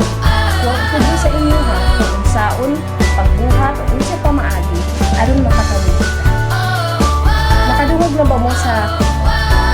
hydroponic system? Kung wala pa, ang hydroponic system ay ang pagtanom na dili mo gamit og yuta, pinaagi lamang sa tubig na may halong nutrient solution ug paggamit sa kukupit ug uban pang pamaagi kung saon pagtanom. So ubani ako ninyo aron makatunan nato kung saon pagtanom. Ug dili lamang ang hydroponic system ang akong tutur sa inyo. Daghan pa pamaagi nga ang materialis makaplagan lang nato sa atong paniman. Karon, sundan nato ang pagtanom sa litos gamit ang hydroponics. Ang atong mga bikinanglan, tuna box or any styro box, tuna box, drake box. Kagun sa mga styro box. So, kani-improvise lang nako ni siya. Napalit ko o nangayo ko ani katong sa mga refrigerator so para sa mga refrigerator atin sa mga refrigerator pwede ko siya kaysa ilabay pa natin dito sa ato ang upuan sa dumping or it will end up sa ato ang mga dagat or sapa. So ang atong kinanglan styro box, styro cups, basid na amoy mga use na styro cups, usually 8 ounce ang ginagamit. Then pinahanglan taog kukupit. Kung saning kukupit, gikan na siya sa niyog. Niyog kukupit o pinahanglan taog snap solution or nutrient solution E&B. Ako ipakita sa inyo unya kung saon pag-mix sa atong nutrient solution para sa tubig sa atong litos. So, kinahanglan po kita o kung wala mo'y kukupit na amoy foam, pwede po po siya ganito na foam o ang atong litos. Pero ipakita na ako sa inyo kung saon pa butang sa bangag aron diha nato ibutang ang atoang styro cups. Diha sa styro cups diha nato ibutang ang kukupit at isintan diha ko ibutang ang atoang litos. Diri sa ilalom kay kuslutan man nato ning atoang styro cups. Nakausli diri sa atong ilalom sa kuan styro box nato din kani siya butang nato diri nga dibahin, diha nato ibutang ato ang tubig na natin treatment. So, ipakita na ko sa inyo ha kung saan pagbangag sa ato ang styro cups, styro box.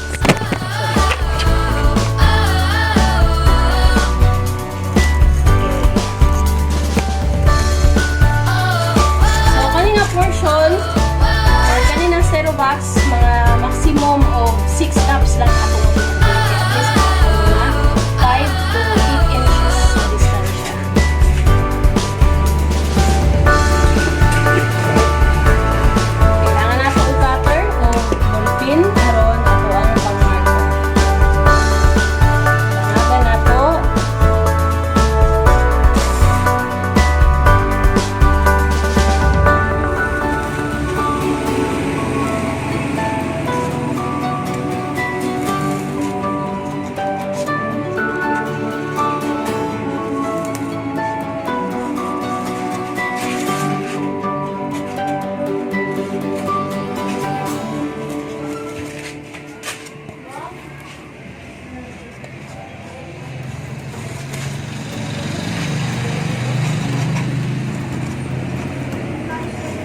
Okay, human natong butang og marker, atoan ang bangagan gamit ang cutter.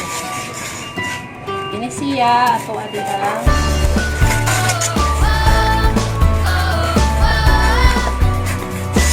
so ang kanindot aning hydroponic system, dili na nimo kailangan bantayan ang atoang litos kay naa naman siya kagalingon niyang tubig. So, inuha lang nga dili maughan ang ilalom na maintain na high tubig na nakabutang. So, ako ang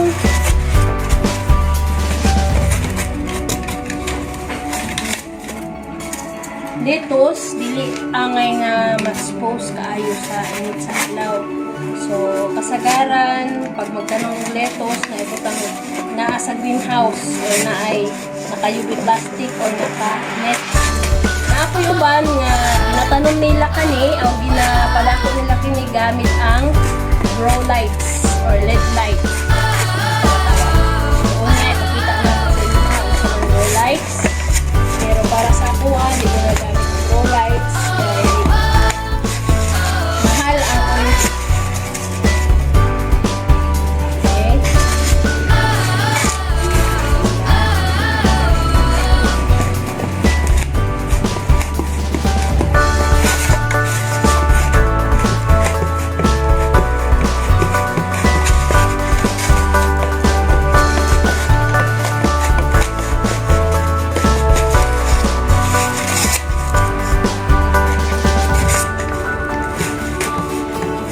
So, magdepende sa inyo ha kung sa mga materials inyong gamiton, kung sa na styro box, kaya usahay.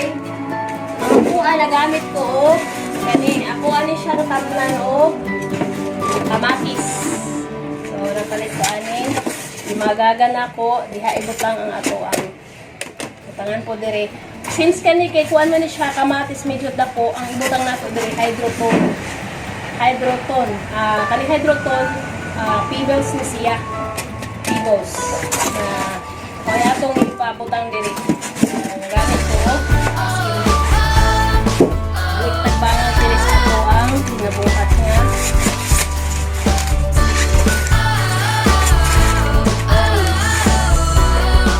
Hindi na nato kinahanglan pang mupalit.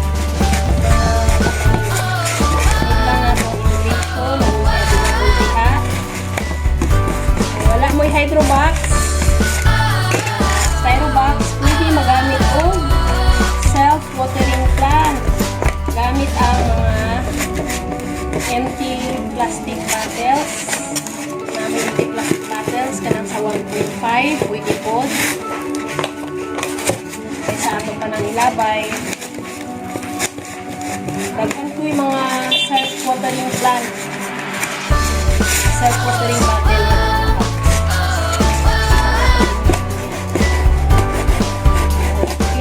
Ako sa inyo nga kung ang saon pa buhat gamit ang ato ang mga empty bottles na ilabay na so kani guys kay dapat ni siya mo fit sa inyong cups mo fit diha sa ato ang styro box.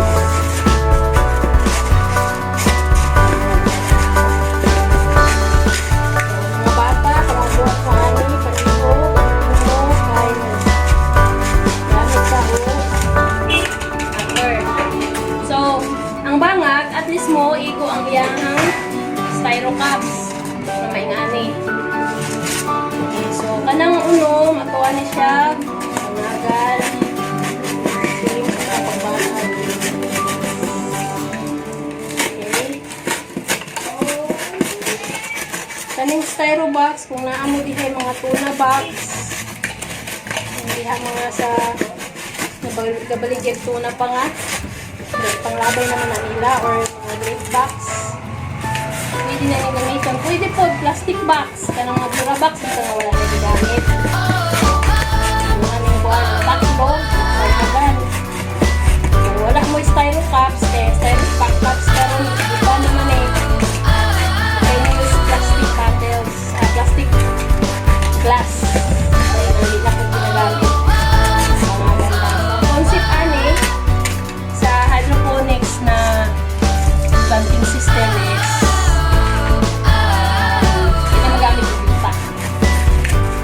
And na mga instances na ang yuta mong wood, hindi siya healthy, labi na sa mga palibot. Diha sa inyong palibot o walay yuta nga ng fertilize. So you can use this. Okay, pakita ko na ako sa inyo ha. Kay pwede man nga magamit mo foam sa pagbungat sa or instead nga kukupit, kung walay kukupit, saka pwede mo makagamit o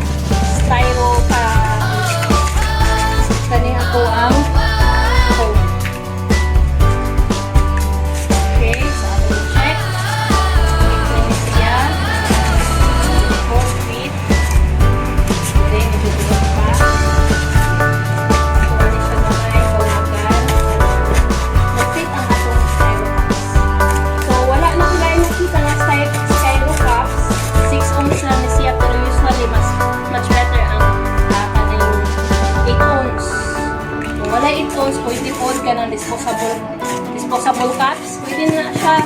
Palagan ng ninyo. Okay.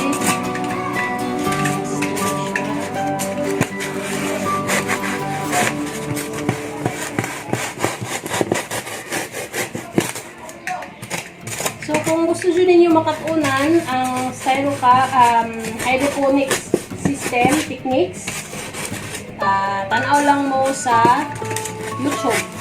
O kung nga method, pagkatawag ni siya na Kratky. So, na-iPod method nga NFT or multi-length film solution kaya ginagamitan na nila ang motor. So, ang motor na siya na circulate sa yung COVID na nasa. So, ano ginagamit nila daw sprout or kanang one without mga tube. Sa YouTube, gawin nyo makasulang niya or pinarecommend po na ako mag-join mga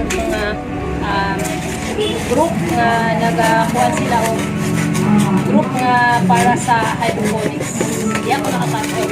So guys, I'm telling you, I'm not claiming expert ko, but mahilig lang ko magtanom. So,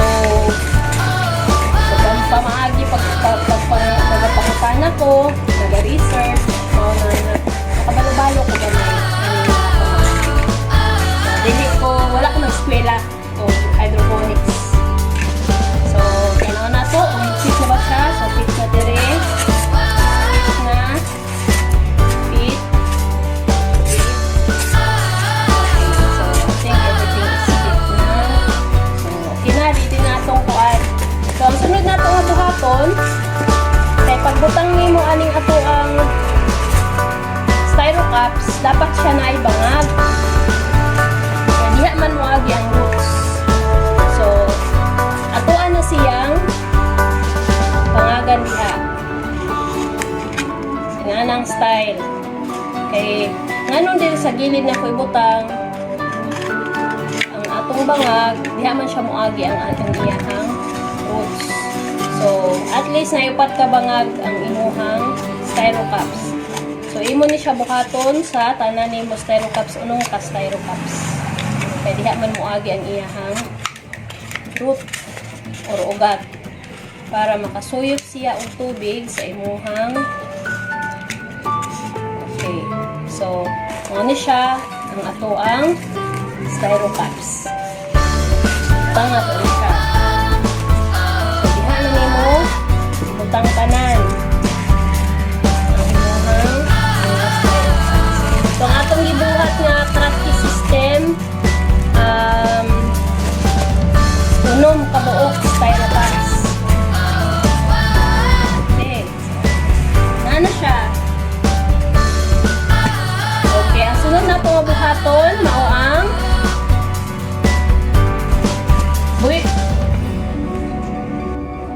so, ang atong buhaton, ibutang na nato ang ato ang kukupit.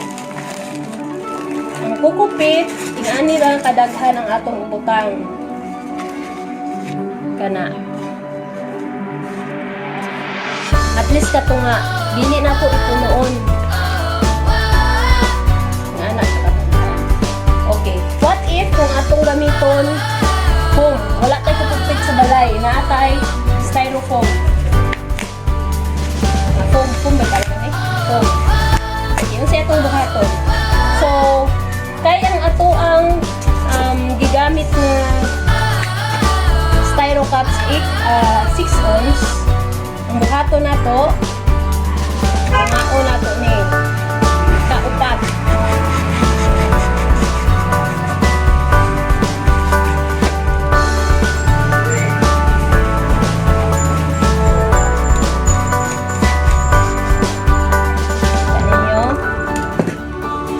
Mani siya mag-igo. So, atoan ni siyang i-trim ang kilid aron mo fit siya sa styro cups na to. So, pwede po mo magamit o gunting. Mas dali ang gunting. Okay. Try na to. Ito na.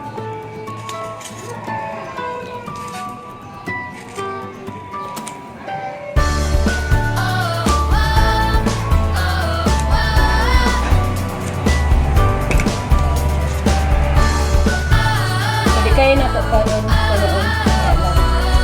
So before na to siya i-cut sa tunga, ato asa kuanan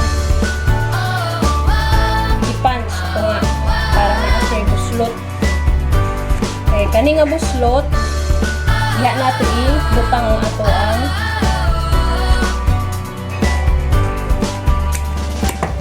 yan na siya. Diha nato i-butang ang ato ang ano na siya. Isa. Okay, so ang atong sunod na buhaton, mauang, siyempre ang atong punla, ang atong seeds. Okay. Ang ako ang ginabuhat pag sewing ko, tissue paper ang ako ang ginabuhat. Sa tissue paper na ako ginabutang. So, need na itong tissue paper, tubig, o ang ato ang ang atong buhaton kay mas dali ang germination sa kung ang imong gamit ang tissue paper. Nganong dili nato i-direct iso nato directly sa ako ang style cups.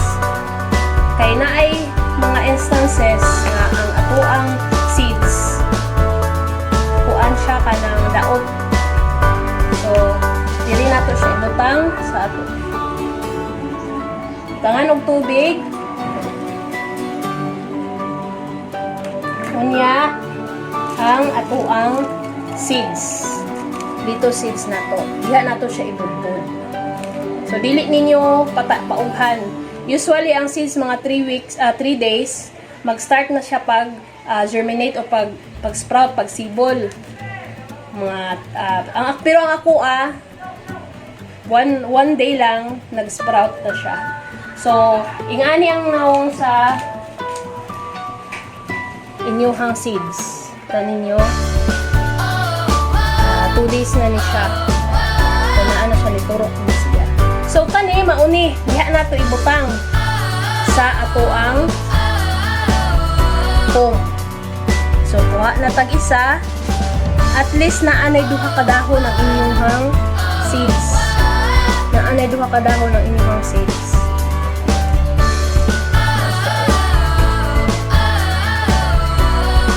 Diha nato ibutang.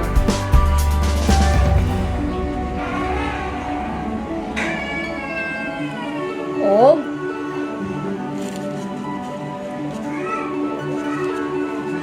bason o tubig. So guys, gina-recommend na ako nga kaning inyuhang foam before ninyo butangan o inyuhang kaning litos inyuha sa i-disinfect. Usually na ako nakitaan nga ilahang kuanan og ni tubig, pero sa ako ang ginagamit na ko na disinfection is hydrogen peroxide o kanang agwa oxinada. Ibabad lang siya at least 4 hours. Kunya pagpugaan, mauna na siya, diha na ninyo ibutang.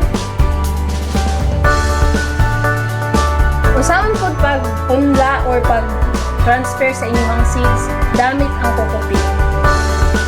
So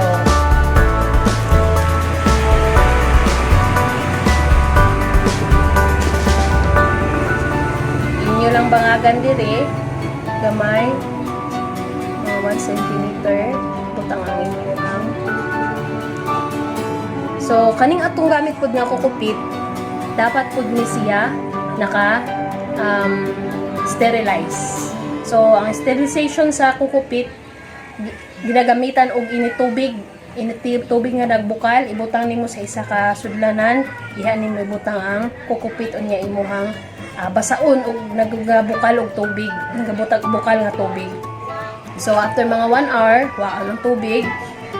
So basa-basa na siya, diha na kamo. So mao ni siya ang ato ang bagong punla nga. So pwede na nato siya ibutang sa ato ang style.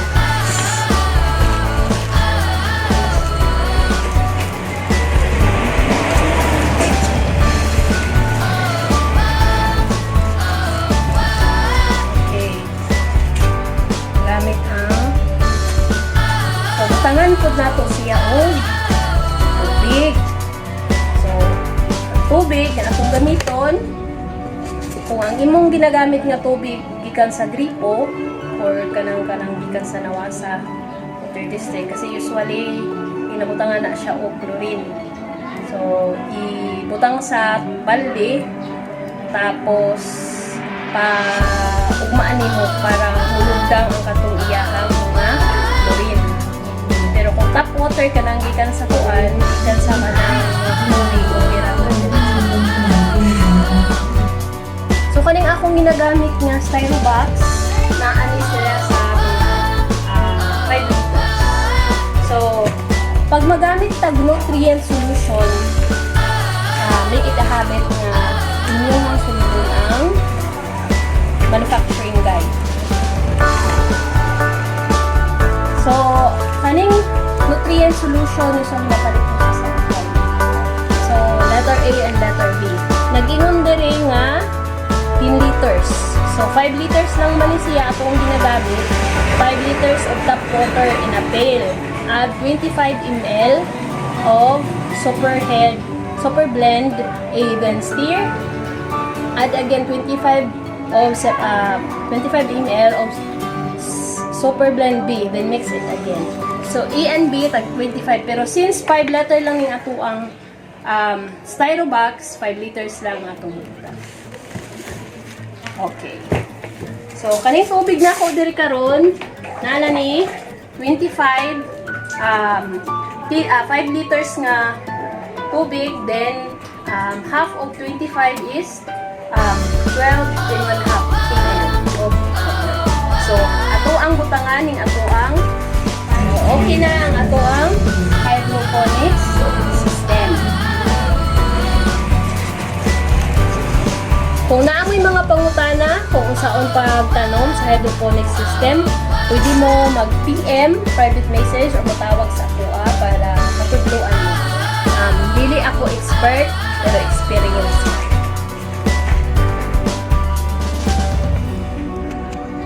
Kung ikaw hilig mag-milk tea, ayaw ni ilabay ang imuhang giimnan.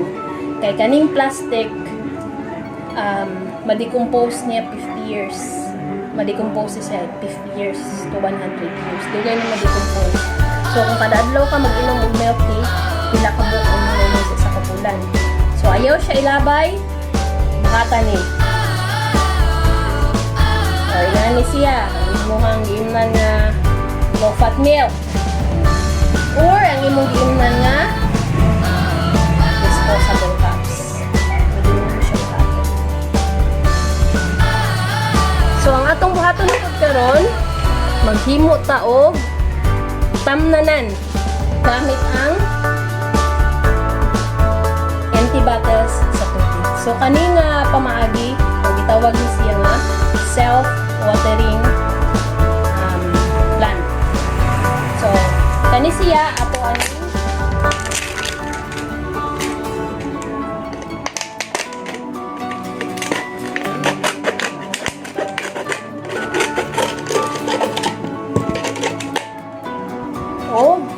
dapat bangagan ang kaya diha man mo sulod ang imuhang ugat para makasuyok sa tubig na anakay self-watering plant. Ito dayon og kukupit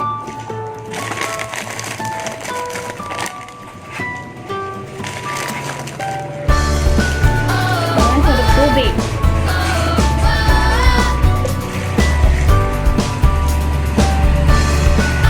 Masuyok ang inyong tanom tubig. O imuhang tula nga dito.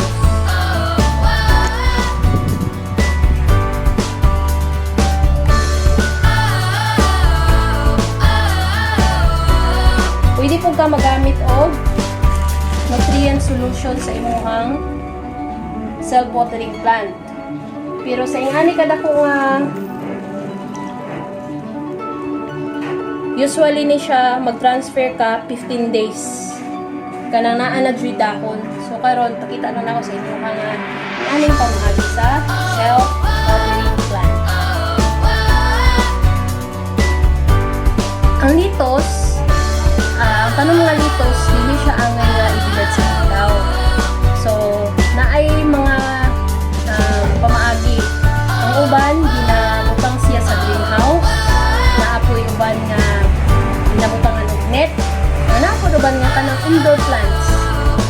gagamitan lang siya o grow light. So, inani ang grow light. Napalit na ako na siya sa online. So, yeah. So, na siya indoor ni mga tanom. Pwede na nimo siya gamitan ang grow light. Kaya, ang dito, dili na siya ganahan kung sobrang kainit na klima. So, sa mga syudad, muna na siya karong ginabuhat. Indoor lang, niya ginagamitan nila. So, maura to tanan, dili kinahanglan nga mahal ang ato ang gamitin ng mga guys. Kung naamoy makita o nasa inyong ang balay ng mga gamit nga di na mapuslan, na pwede nato recycle, nakatipid na ka, nasalbar pa nimong atong nanita ang ato ang palibot nga walay basura. Kaya kani siya na plastic bottle, mag-last na siya for 100 years bago decompose. So karon daghan na kay basura ng kalat, need na po nga kita tanan kung pinabangay aron green atong dipuyan. So salamat sa tanan sa inyong pagpaminaw, kung naamoy pangutana within Commonweal sa kung saon pagtanong sa hydroponic kung ano pagpapakabis. Salamat! Thank you so much, Ma'am Miriam, because this is really something that we need to take importance, and it was an eye-opener for every one of us, including me. I am very astonished on how does home gardening and how does these things apply to our current situation right now. I hope that our viewers are really listening well and trying also to cope with the current situation. So sa lahat po ng ating mga manonood, sana po ay ma-apply nyo po ang ating mga natutunan ngayon sa ating webinar. At huwag po kalimutan na mag-comment down below kung may mga katanungan at kung may mga queries ay sasagutin din po namin via comment. So, kung may mga nais nyo pong ipahayag at nais nyo rin pong i-share sa amin tungkol sa pag-home gardening, ay maaari nyo pong i-comment down below at mag-take po kayo ng picture.